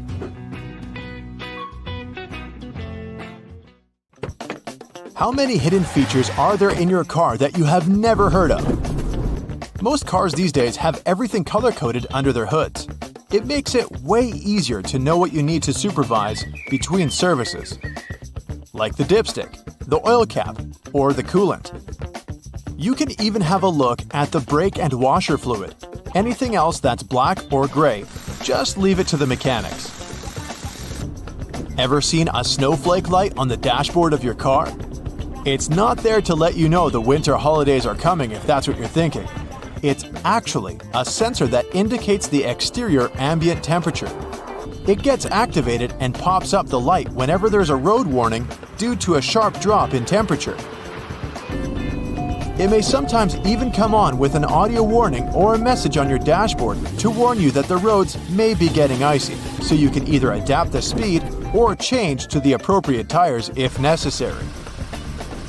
Most cars come with added features for the summertime too, like those neat sun visors. Yours might have an added bonus you might want to check out. We all know they twist to help the driver out when the sun is not shining from the front. But some of them can also extend, so they can provide shade to a larger area. If you figure out your sun visor doesn't extend, there's a simple solution though. Buy a sun visor extender. You can even find them online. They work by being attached to your existing sun visors or windows for better shade coverage and visibility. Let's find some hidden features at home. It's not rocket science, but there is a wrong way to make ice in the freezer, and that's because you're probably not using the ice cube tray correctly. They come with that particular shape because you need to fill the trays until there's a layer of water on the top. This layer will help remove the cubes faster from the tray because it will crack when twisted and leave each cube poking out. You can then grab them in no time and enjoy your drink. If you find that the heat on your oven is too high or you need to cook some delicate dishes that require more control over the temperature, there's an easy way to adjust that. The knobs on your oven should come with calibration screws on their backs. Pop out the plastic knob and adjust it to your preferences. Be sure to disconnect the oven from any energy source before doing it. Do you know what your stove and your car have in common? They both have hoods that you can open if you need to have a peek or if they need some cleaning. If you look closely at the top of your kitchen stove, you will see two hinges located on the back corners. You'll be able to easily lift it up and clean out all the grime that's been stuck in there. Ever wondered why glue doesn't stick to the inside of the bottle? The answer is a bit more complex, depending on the type of glue. But the simple response is, well, it doesn't have any air in there. PVA glue contains some molecules called polymers and water. When the glue is out, the water evaporates, leaving just the sticky polymers behind. Things are more or less the other way around with superglue. It has a chemical that solidifies as soon as it hits water vapors in the air. Did you know Microsoft Word has a feature that you can use for references and a bibliography? It's not only helpful for keeping track of everything, but it also automatically formats all the information accordingly. If you like to surround yourself with as many houseplants as possible, here's an easy way to figure out if they need watering. Stick your fingers into its soil. It should give you a better idea than simply looking at the plant's surface. If you can reach 2 to 3 inches into the soil and feel it's dry, the plant most likely needs some hydration. However, this trick does tend to work better with smaller potted plants because of the limited depth. In any case, it's always best to research the plant's needs in terms of watering and sunlight before committing to a plan. And always be careful not to damage its roots. Be honest, you indeed have clothes you wear all the time and some that just sit there in the back of your closet that you've most likely forgotten about. Here's a neat way to figure out which one is which. For starters, you'll need to turn all of your hangers backwards. If you really feel like putting more effort into this project, you can wrap some pieces of electrical tape on the hangers and write the start date on each. After that, everything is pretty self-explanatory. Each time you wear a particular item, turn the hanger around, making it face forward. After 6 months or a year, all those items that have yet to be turned around should go to donations or yard sales. Another great way to use hangers to help you with your wardrobe organization is to use them for your scarves. They will be wrinkle-free, but you can also see them a lot better and have a clear view of the scarves you actually use and those you should let go of. If you're looking to increase the storage space in your wardrobe, especially when the season changes, go pick yourself up some vacuum-packed storage bags. After that, you just need to fold your garments or other pieces of laundry, like bedding or blankets for example, and place them in the bags. Turn on your vacuum cleaner, place the nozzle on the bag seal, and remove all the extra air from the bag. It helps with reducing the storage size of clothes and keeps the clothes clean, dry, and moth-free. Should you have an empty basket lying around and you aren't sure if you want to recycle it just yet, you can always repurpose it as a cool lamp. Wicker baskets work best for this. Just cut a small hole in the bottom of the basket and place a pendant light kit there. You can even paint it manually, or spray paint if you need it to be in a particular color. Another way to neatly repurpose things around the house is to use leftover cookie jars to store dryer balls, but the sky's the limit here. You can also use dryer sheets to remove dust from screens around your house, like computers, laptops, or TVs. These items are electrically charged, so they generally attract a lot of dust particles. Dryer sheets are made to reduce static cling, so they won't only remove the dust but also help keep it at bay for a longer period of time. Dryer sheets also help out if you're having a bad hair day, believe it or not. They can seriously help out taming flyaways whenever your frizz just gets out of control. Run one of those dryer sheets from the roots of your hair all the way down to the tip, and be amazed. If there's a particular type of soap bar you like the smell of and want to replicate that on your clothes too, pick up one of those bars to make a day's clothes fresher. Place it in a fabric and place it anywhere between your clothes. Your shirts should smell awesome every time you pick them up. You can also save on fabric softener.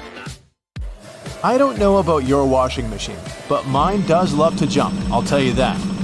If yours tends to run out of its designated place, especially during those intense spinning cycles, it happens because it's not perfectly fixed to the floor. The good thing is that most modern washing machines can self-level since they come with a pair of legs. Just lift the back of the device off the surface area it sits on, and it will drop them, locking them into place once it's perfectly leveled. Here's how you can protect your bank card from potential fraudsters. Use a marker and cover the last 4 digits. You can also use a sticker that's easy to remove and place it over the security code. Have you had a house guest that didn't use a coaster? Get a hairdryer and hold it a couple of inches away from the stain. Blow it on medium heat for a couple of minutes to evaporate the watermark. If a faded ring remains, mix equal amounts of vinegar and olive oil in a bowl. Wipe it onto the marked area and rub it in until the stain disappears. Then wipe it off. Don't waste time scrubbing the burnt stains off the bottom of a pan. Instead, fill it with water and add 3 tablespoons of salt. Let it sit overnight as the salt dissolves the burnt marks, and in the morning, pour the water out of the pan. This way, it will be much easier to scrub all that grease off. Picture this. You're on vacation and your shirt has become all crinkled inside the luggage. You need it tonight, but the hotel doesn't have an iron. Don't panic. Hang the shirt up in the bathroom, and while you relax in a hot shower, the heat and moisture will unwrinkle your shirt. It won't be perfect, but it will get much better without any effort. The football is on, and it turns out you've run out of standard batteries. You can use a smaller battery instead that easily fits inside. Now take some aluminum foil and crunch it up. Fit it into the gap on the negative or flat end of the battery. All done! You can turn on the TV now. Once your flip-flops crack and the plug easily slips out of the hole, it's normally a sign that you need a new pair. But there's a way to extend their mileage. Push the plug back through the hole, then take a bread clip and attach it to the end. The clip will provide enough support for the plug to remain in place. You've received a package and the receipt is taped on. You've managed to detach it from the box. But how to separate the tape without ripping the paper? Hold both ends of the tape apart, and by pulling it slowly, the tape stretches and separates itself from the paper without tearing it apart. Ziploc bags are perfect to keep things dry, but it would be great if they were larger. Take 2 and turn one of them inside out. They can now connect and work as one large bag, big enough to protect a keyboard. There's no need to carry your keys in your hand when you go for a jog. Instead, put them inside your pocket, take a rubber band, then tie it around the pocket from the inside. This stops the keys from falling out. You've broken your key in the door. It's stuck. Great. Arranging for a locksmith could cost up to $100, but for a cheaper and quicker option, try using a hot glue stick. Heat the end with a lighter, and once it's warm enough to melt, push the glue into the keyhole. The melted glue will enter the available space, covering part of the key. Once it cools, it compresses and gains a strong hold of the key's end. Now, just pull it out. If you need to siphon liquid through a hose and want to avoid using your mouth, put one end in the liquid and hold the other upwards with your thumb closing the top. Now shake up and down. This jiggle motion pushes liquid upwards, a little each time. And once it reaches the top, lower the exit point and let gravity do the rest. You've left your keys locked inside the car. It's an older model with a roll-down window. You could get the coat hanger and begin the long process of finding the lock. Or use duct tape. Make about 20 2-foot-long strands. Stick them onto the window, allowing enough room for the tape to grab onto at the bottom. Then with a friend, take the ends of the tape, holding them together, and pull downwards. The force will allow the window to lower enough that you can unlock the door. While drilling long screws into hardwood, your old drill might not have enough power.